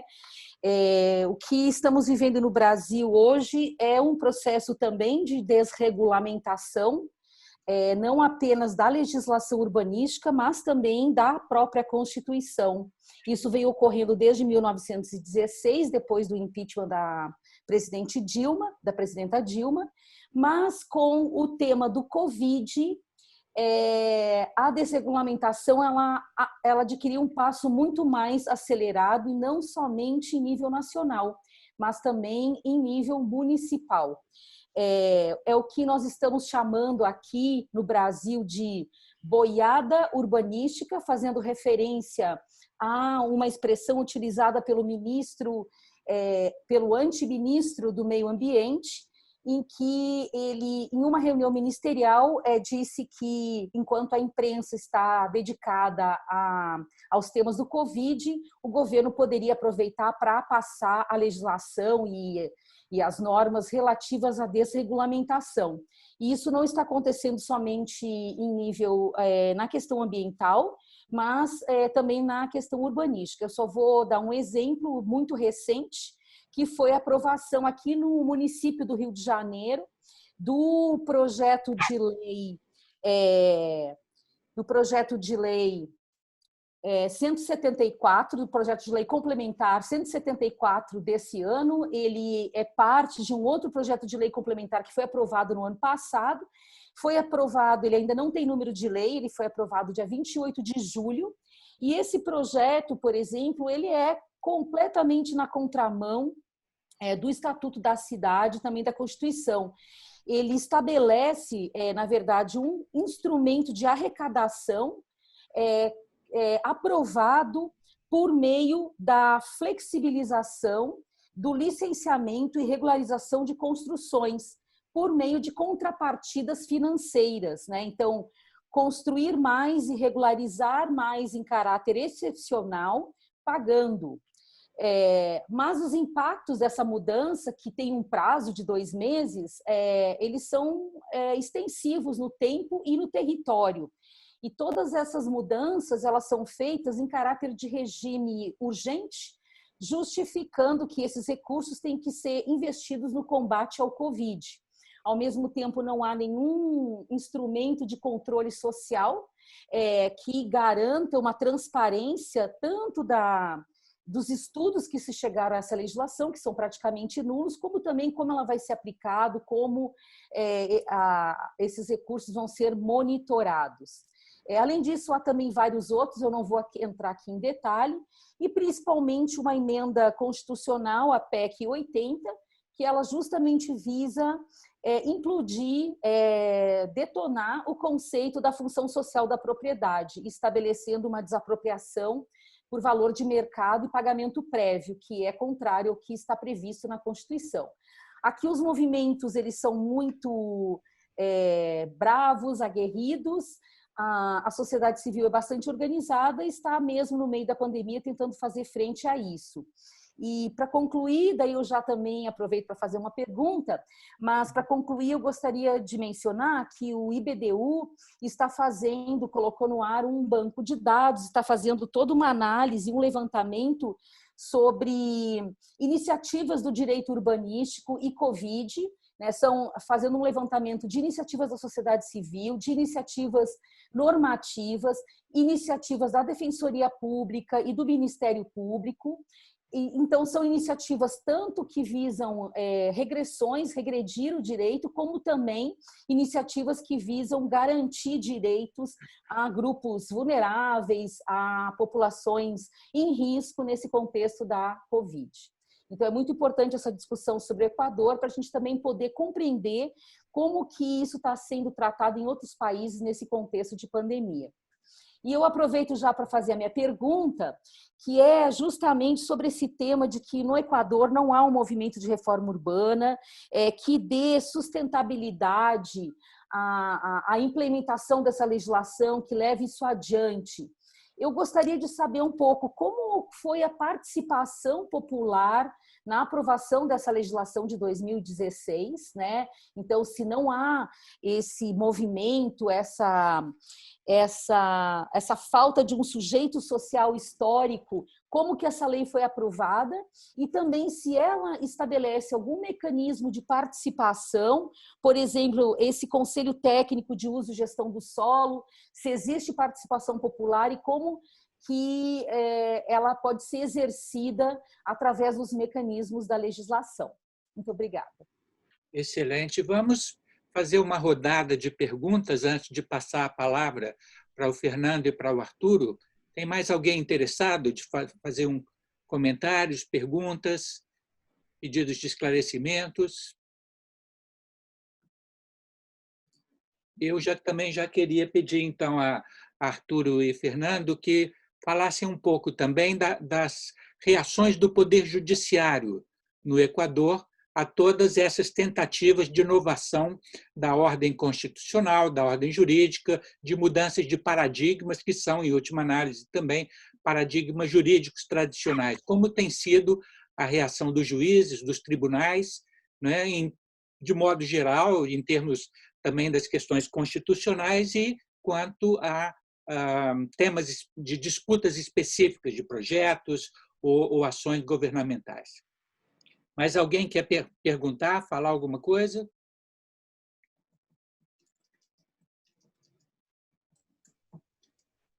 Solamente en nombre del instituto agradecer por la participación, las ponencias de Fernando y de Arturo, que han enriquecido mucho nuestra visión sobre el país vecino y también nos ayudan a comprender que las cosas no están siendo fáciles para, por ejemplo, el derecho a la ciudad en todo el continente, ¿no es así? Me parece que una visión así un poco romántica o glamorizada, que basta poner ahí la Carta Constitucional y ya está, parece que sus exposiciones muestran de una manera muy clara de que no es así y por lo tanto subrayo las cuestiones de Leticia y Edesio sobre la importancia de la sensibilización del Poder Judicial y de una movilización de la sociedad civil para hacer frente a todos estos retos que tenemos ahí en Latinoamérica para, bueno, poner un poco más efectivo el derecho a la ciudad. Gracias. Mais alguém? Não? Fernando? ¿Puedo? Edesio, ¿puedo? Gustavo. Gustavo, por favor. Sí, solamente un comentario que me pareció muy interesante a partir de la intervención de Fernando, pero supongo que Arturo debe pensar lo mismo, es que lo que también faltó, en palabras de Fernando, fue un sujeto histórico o una fuerza social que estuviera impulsando las medidas de suelo. Y yo observo lo mismo en el caso peruano, en que también hemos trabajado, no avanzando tanto como Ecuador, en una propuesta de ley de suelo, y sin embargo las personas que nosotros pensábamos que iban a identificarse con ellos, como eran los movimientos sociales que luchan por el derecho a la vivienda, no se interesaron en absoluto por este asunto, no les sonaba atractivo para sus intereses inmediatos.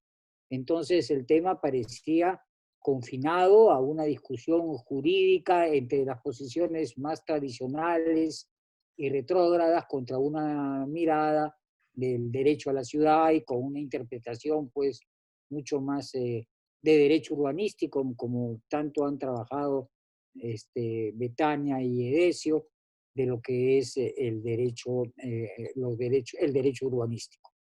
O sea, siento que no hemos tenido nosotros, así como en Ecuador, y mucho menos, yo diría que en Ecuador, este sujeto histórico, esta fuerza social que esté interesada en que se trabajen, se implementen estos derechos en nuestra vida cotidiana y, por supuesto, en nuestra normatividad. Gracias.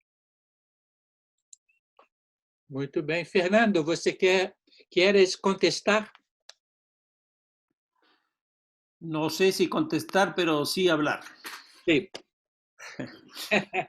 A ver, cuando uno ve los procesos del giro a la izquierda en América Latina o el retorno a lo público en América Latina que se inicia en el año 99 con Hugo Chávez en Venezuela y después por lo menos 12 países se adhieren, hay unos que empiezan desde los municipios y hay otros que empiezan desde los gobiernos nacionales. Y eso me parece que es una cosa importante para este debate respecto del sujeto, respecto de los actores que están atrás de todos estos procesos.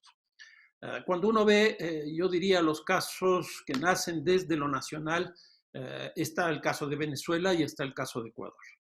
Previamente no habíamos tenido nosotros antecedentes de gobiernos locales progresistas que vayan a un nivel ascendente hacia el nivel nacional. El caso de Brasil es un caso muy interesante que ustedes, bueno, lo conocen al detalle. El presidente Lula es un dirigente obrero, metalúrgico, que no proviene de las luchas, llamémoslas así, ciudadanas, citadinas.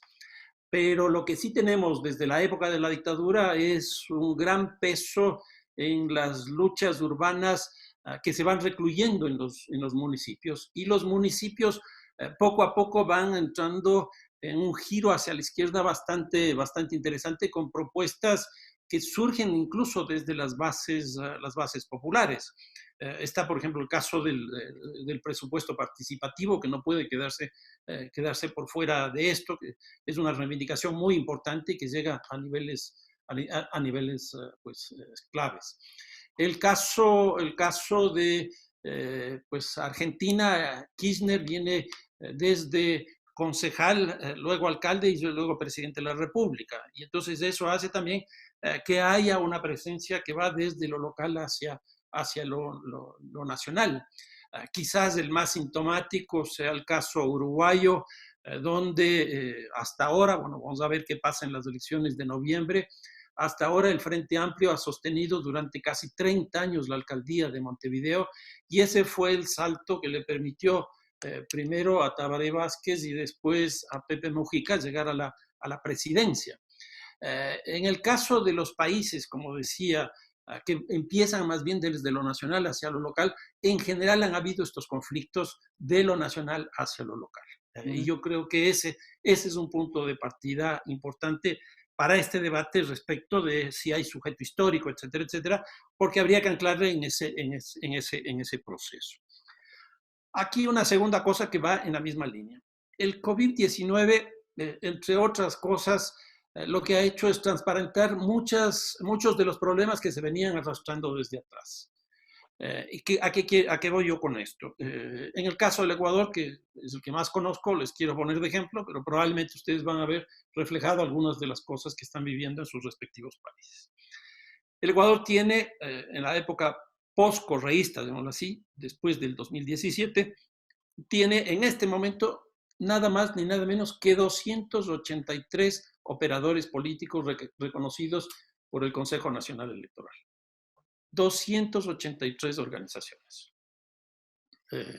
Nosotros ya empezamos un proceso electoral, vamos a elegir el próximo presidente el 7 de febrero próximo, es decir, estamos en plena campaña electoral. ¿Qué significa esto?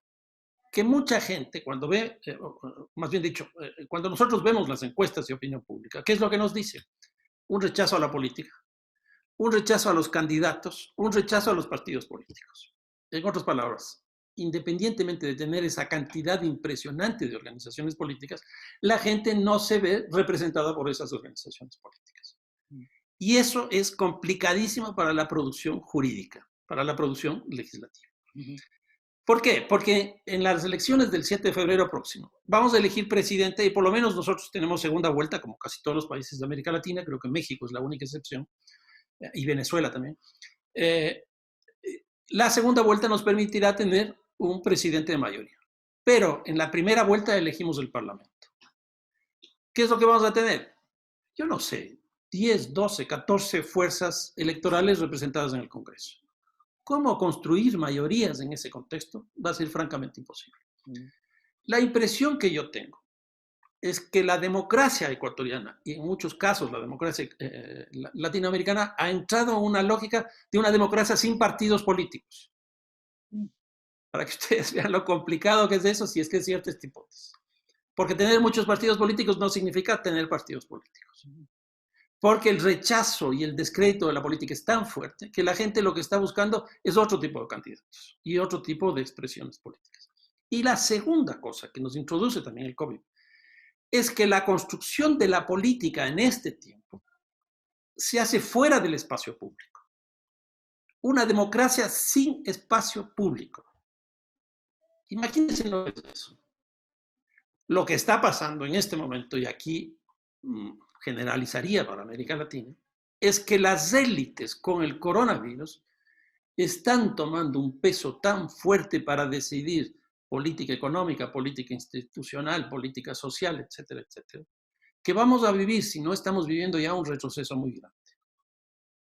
Lo que Leticia nos decía de la desregulación, yo creo que este rato, por la falta efectivamente de partidos políticos serios, está proviniendo de las élites, y las élites representadas a través de las cámaras de la producción. Y ellas son las que este rato están estableciendo. Y el segundo sector que hoy día tiene un peso clave en América Latina, porque es el que construye los imaginarios de interpretación de nuestros países, son los medios de comunicación. Y entonces tenemos esos dos grandes sectores, y los dos están construyendo una opinión pública muy compleja que va en la línea justamente de la desregulación. La tercera idea, con lo que planteaba Leticia, de lo que yo estoy viendo este rato en América Latina, acabo de terminar 2 prólogos de 2 libros sobre la ciudad neoliberal en México, hecho en la UNAM, que me pidieron que lo haga, y a la conclusión que llegué ahí es que uno de los elementos claves en términos de política pública de los marcos institucionales no es el debilitamiento de los marcos institucionales, nosotros tenemos que cambiar esa óptica. Lo que hay es un cambio de función. Entonces, hoy día, y en esto estoy de acuerdo con Leticia, lo que se está haciendo es una regulación, no se está haciendo una desregulación, se está haciendo una regulación para que en los lugares de alta renta se puedan establecer lo que hoy día llamamos los grandes proyectos urbanos. ¿Dónde se están construyendo los grandes proyectos urbanos? Principalmente en el espacio público, en los espacios más significativos, de mayor rentabilidad. Y entonces, ¿qué es lo que estamos haciendo ahí? Utilizando incluso todas estas formas de ordenamiento territorial, de incremento de los pisos, del número de pisos, del cambio de uso de suelos, la reducción de impuestos, etcétera, etcétera. Todas esas barreras que uno podría decir son las cargas, para que obtengan los beneficios. Entonces, se nos está dando la vuelta totalmente lo que inicialmente hemos planteado. Aquí en el Ecuador, por ejemplo, en el caso de Quito en particular, hay una ordenanza que llaman de ecoeficiencia. Con esa ordenanza de ecoeficiencia se han construido 35 edificios, los más altos de la ciudad de Quito. Lo que en algún momento Carlos de Matos nos decía, los artefactos de la globalización, que eran los shopping centers, los aeropuertos, etc., hoy día son estos edificios. Y estos edificios tienen una liberalización prácticamente total de desregulación para mejorar los beneficios. ¿Y qué es lo que está ocurriendo? los propios municipios están construyendo las condiciones generales de la producción, que no son otra cosa más que las infraestructuras, no son otra cosa más que los servicios. Entonces, no es que los municipios, no es que los gobiernos se hacen más débiles, simplemente cambian la función y van dirigidos hacia eso. Estas eran algunas de las cosas que quería comentar. Gracias. Arturo, tus comentarios. Gracias, Edesio. Bueno, yo creo que hay que empezar reconociendo que efectivamente en el proceso histórico de la ley, la ausencia de la participación ciudadana fue evidente. Esto es importante. No, pero también, digamos, el proceso de la ley, a pesar de ser un proceso que ha tomado algunos años, no es un proceso tan largo como en Colombia o como en Brasil. Digamos, la ley empezó a discutirse, el primer proyecto de ley lo elaboramos en el 2012 y en el 2016 estuvo aprobado, digamos, con todo el proceso que involucraba primero las discusiones internas al interior del propio Estado y luego sí unas amplias discusiones en las cuales inclusive Edesio nos acompañaste con los gobiernos autónomos descentralizados de los foros urbanos. Y si bien es cierto, hubo una ausencia de un movimiento fuerte, no es menos cierto que también hubo unas iniciativas muy interesantes con los gobiernos autónomos descentralizados. Y creo que ese es el actor que hace falta. Creo que quien debe empoderar la norma, quien creo que debe tener este rato la noción de necesidad de la norma, son precisamente los gobiernos locales. En los planes que he podido revisar, que he podido ayudar a elaborar una vez que el alcalde comprende que el suelo es su moneda de cambio, por decirlo de alguna forma, que puede tener inclusive la posibilidad de tener recursos financieros propios a partir de estas herramientas que antes no eran aprovechadas, pues creo que el propio alcalde, el propio consejo puede hacer de estos instrumentos una bandera de batalla para liberarse un poco de estas presiones de desregulación de las que habla Fernando y de las que habla Leticia. Y ahora más evidente que nunca, porque en efecto, y estoy digamos, sintiendo esta presión de desregulación, pero en cambio no estoy sintiendo una regulación del precio final de la vivienda, por ejemplo. Es decir, se quiere quitar esa carga impositiva del pago de impuestos o del pago de obligaciones, pero el precio de la vivienda no está bajando. Es decir, el mismo mercado está acomodando sus intereses y en efecto esto es muy grave. Creo que la academia está jugando un rol muy interesante en todo este proceso en el país. Creo que es un outsider que no estaba en el campo inicial de disputa o de negociación, pero sin embargo, algunos colectivos y algunos movimientos que han salido ahora para reivindicar el derecho a la ciudad o para empezar a discutirlo, precisamente tienen un asidero importante en las universidades.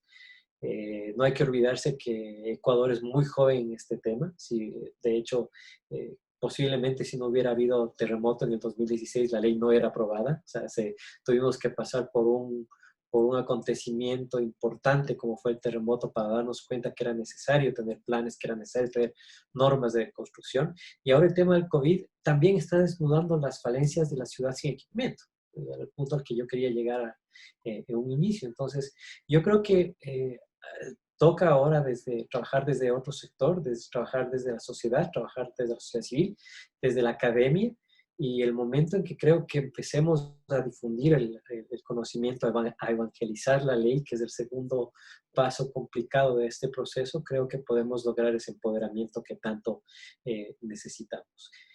Creo que ese es el desafío ahora. Creo que habemos muchos agentes que estamos muy interesados en que se mantenga el cuerpo normativo. Se han generado, insisto, ya unos colectivos muy interesantes de defensa de la ley, que están, además que son muy, muy diversos, esta gente de la academia, inclusive gente de algunos sectores de las cámaras y colegios profesionales, se han sumado a la defensa de la ley y esto es muy importante. De hecho, hemos sido unos contrapesos importantes en la Asamblea, la voz de ciertos gobiernos autónomos centralizados, de ciertos municipios y también de la academia. Creo que este es el actor que está haciendo falta y creo que a partir de estas propuestas, de estas construcciones sociales, se podrá lograr ese empoderamiento que tanto necesitamos.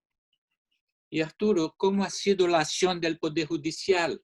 ¿Cómo han sido discutidos los conflictos alrededor de las leyes, de las políticas urbanas, de las políticas de suelo?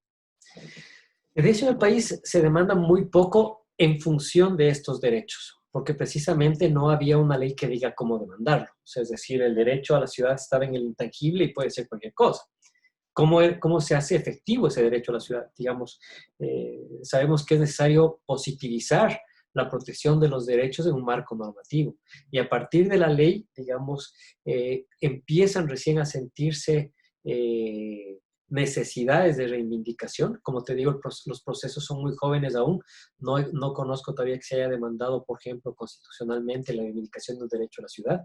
Lo que sí ha pasado bastante es que la Superintendencia de Ordenamiento Territorial ha tenido una importante carga de trabajo. Inclusive conocí de un proyecto en el cual de la Superintendencia de Ordenamiento Territorial, en el cual la ordenanza de concesión onerosa de suelo de Quito está observada, porque se estaba ocupando una herramienta que todavía no estaba permitida por la ley. Entonces, digo, es necesario tener este aparato de control. No sé si sea la superintendencia, no sé si la discusión del control está en función de la institucionalidad, pero sí creo que es necesario mirar que exista un poder de control a las decisiones que toman los grandes.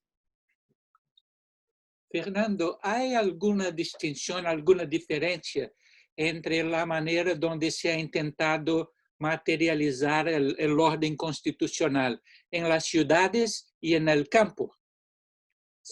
¿Ha sido posible avanzar un poco más en las zonas no urbanas, en la implementación del orden ambiental y otros valores más colectivos de la Constitución, o es la misma cosa, la misma disputa? No, en absoluto. Son dos escenarios distintos, dos objetivos distintos, dos actores distintos. Por poner un par de ejemplos, en la zona rural, hoy día los grandes debates van alrededor, por ejemplo, del tema del agua. Y no es del agua potable, no es para el consumo del agua potable, el consumo humano, sino principalmente para el tema del riego. Lo otro tiene que ver también, por ejemplo, con lo que significa la minería. El Ecuador es un país petrolero muy fuerte desde la década de los años 70 para acá. Y hay pues un agotamiento de esa situación porque, y ese es otro elemento que habría que introducir, porque a partir del año 2014 los precios del petróleo empiezan a caerse, entonces la capacidad de inversión que tiene el Estado se limita y por lo tanto también pierde la posibilidad de cooptación o de clientelismo, como quieras llamárselo. Y entonces ahí emerge el tema de la minería. Y entonces los pueblos y nacionalidades indígenas van con sus propias reivindicaciones que son muy claras, por ejemplo, alrededor de la educación, van con reivindicaciones, una educación en varios idiomas, no solo, incluso con modelos distintos, no solo unidocentes, sino próximas a sus comunidades, etc.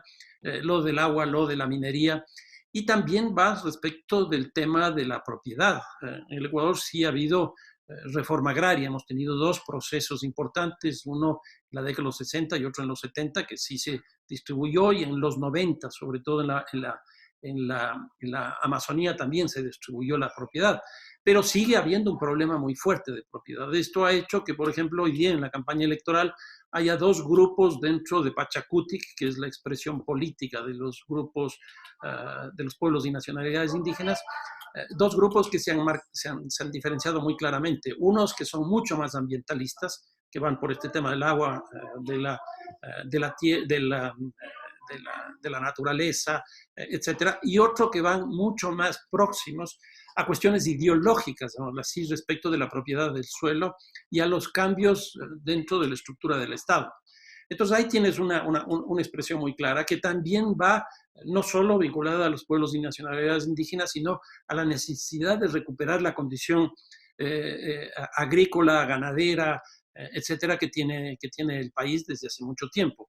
Entonces ahí tú tienes una posición. En el caso de de las ciudades, las reivindicaciones son distintas y son más bien las clásicas. Lo que sí hay que hacer es una diferencia entre las ciudades más grandes, que tienen pues, reivindicaciones también diferentes, porque el tema es la desigualdad, mientras en las ciudades más bien pequeñas el problema es la pobreza. Y entonces hay reivindicaciones diferentes. Pero lo que sí habría que decir también con esto es que yo creo que con el COVID, cuando salgamos de aquí, lo que vamos a tener son estos estallidos sociales, como se los definió en Chile, y que nosotros en el Ecuador tuvimos en octubre, y que fue una cosa muy fuerte, porque simplemente lo que se hizo, bueno, no tan simplemente, pero lo que se hizo fue subir el precio de la gasolina. Y eso generó primero un levantamiento de los choferes, paralizaron el país, los conductores, tanto de buses, camiones, vehículos, etcétera, que es tan fuerte ese sindicato, paralizaron el país, pero inmediatamente se sumaron los pueblos y nacionalidades indígenas a través de la CONAIE, que fue la que condujo todo este proceso político. Y cuando entra la CONAIE, es muy interesante porque ellos estaban en sus respectivos territorios y empiezan a llegar a la ciudad de Quito principalmente. El presidente de la República se desplaza a Guayaquil, incluso con un decreto ejecutivo, con lo cual podríamos decir que la capitalidad del Ecuador se desplaza a Guayaquil, porque en Guayaquil esos problemas no existían. Guayaquil se acordona toda la ciudad para que no entren. Incluso el alcalde de aquella época hablaba de esa gente que vive en los páramos, indeseables, como si no fueran ecuatorianos prácticamente, sino gente que llegaba del exterior.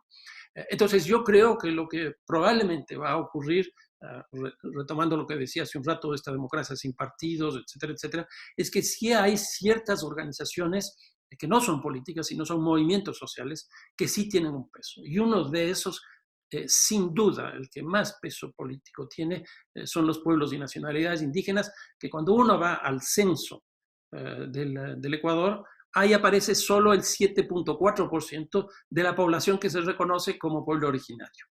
Es decir, en términos de población es relativamente baja. Los pueblos vinculados al origen afroamericano, es decir, población negra, son una cantidad relativamente parecida, son un poquito más, 7.5%. Pero electoralmente no significan mucho, que es donde esto se mueve, pero sí en este tipo de confrontaciones. Entonces, yo creo que este es lo que decía hace un rato, es un país muy complejo por el conjunto de segmentos que tiene o de segmentaciones que existen. Sí, una última pregunta, tenemos solamente unos 5 minutos más. Quería saber un poco sobre lo que pasa hoy en el Ecuador, sobre la discusión sobre política de vivienda, porque lo que pasa en otros países como Brasil, México, Chile, es que políticas de vivienda de larga escala han sido formuladas e implementadas, pero sin una articulación clara con la política de suelo. Y con eso los problemas son crecientes y no se ha logrado minimizar los procesos de producción informal del espacio urbano.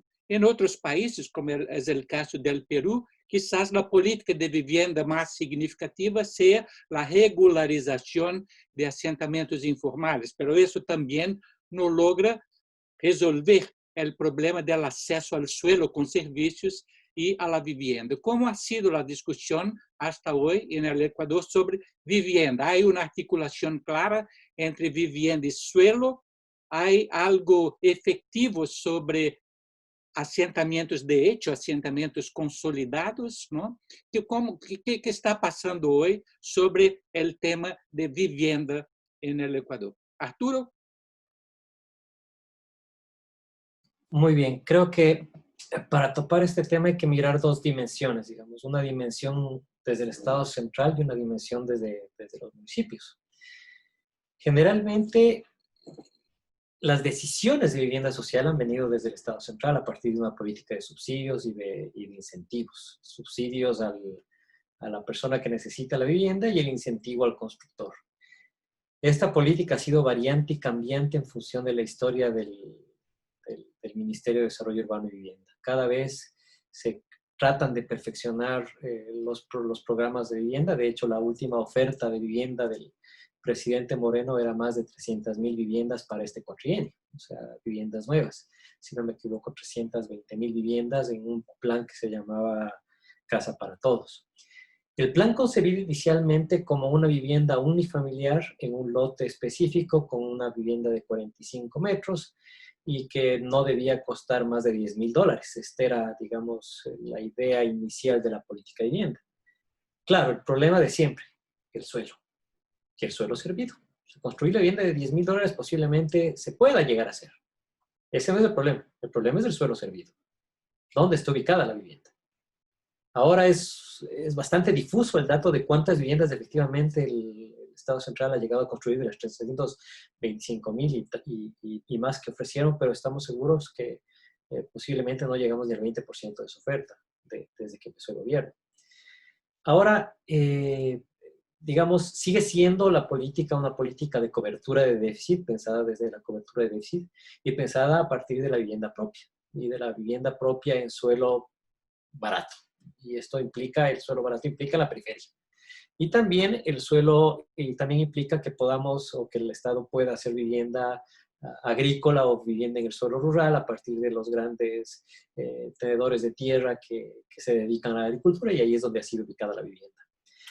Una meta muy compleja de cumplir porque en el gobierno del presidente Correa todos los 10 años se entregaron alrededor de 300,000 incentivos de vivienda, que no quieren decir 300,000 viviendas nuevas, o sea, es decir, entre bonos de vivienda nueva, entre bonos de mejoramiento, entre bonos de titulación, entre toda esta política de vivienda se entregaron alrededor de 300,000 incentivos de vivienda. Entonces, a partir de eso, obviamente, faltan unos pocos meses para que se cumpla la oferta del gobierno en el Plan Casa para Todos y no va a estar la oferta cumplida.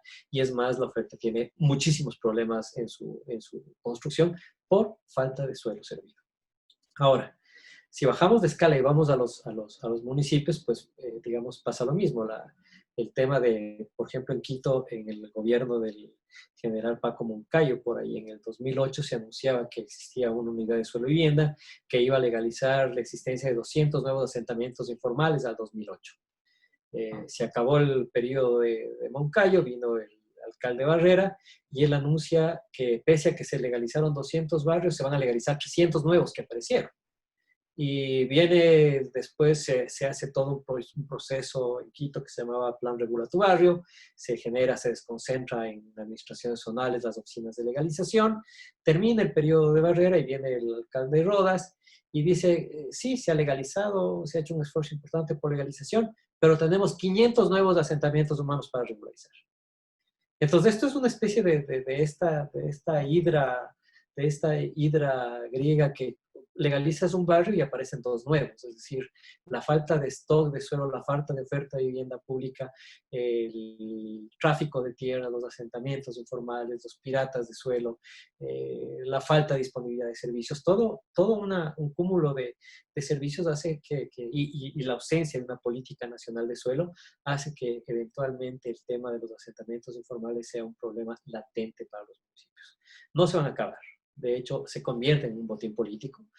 Cada nuevo alcalde, al llegar a la alcaldía, ofrece legalizar nuevos barrios y esto es abrir una puerta trasera a los procesos de planificación orgánica. Es decir, no se desconoce el derecho de la gente a tener suelo, pero ese no es una forma de construcción digna de hábitat. Tenemos fotos, yo tengo documentado una gran cantidad de fotos de asentamientos de todo el país en donde no va a existir nunca la posibilidad de que sobre esa casa haya, por ejemplo, un servicio de alcantarillado. Simplemente porque no existe ningún tipo de factibilidad. Sin embargo, el suelo solo habilita, se construye la casa, pero se desconoce todo el resto del sistema de soporte que implica una política de vivienda. Graças, Arturo. Se esgotou o tempo, não temos mais tempo, então queria agradecer enormemente ao Fernando Carrión, ao Arturo Mejía, a Letícia Osório e ao Rodrigo Faria pelo apoio, pela presença, pelas contribuições excelentes. Eu achei o webinário fascinante, se abriu todo um novo contexto de questões para o Brasil, para os demais países latino-americanos, e foi realmente um privilégio estar com vocês. E, mais uma vez, muito obrigado e boa noite para todos. Então. Buenas noches con todos. Muy Obrigada. enriquecedor.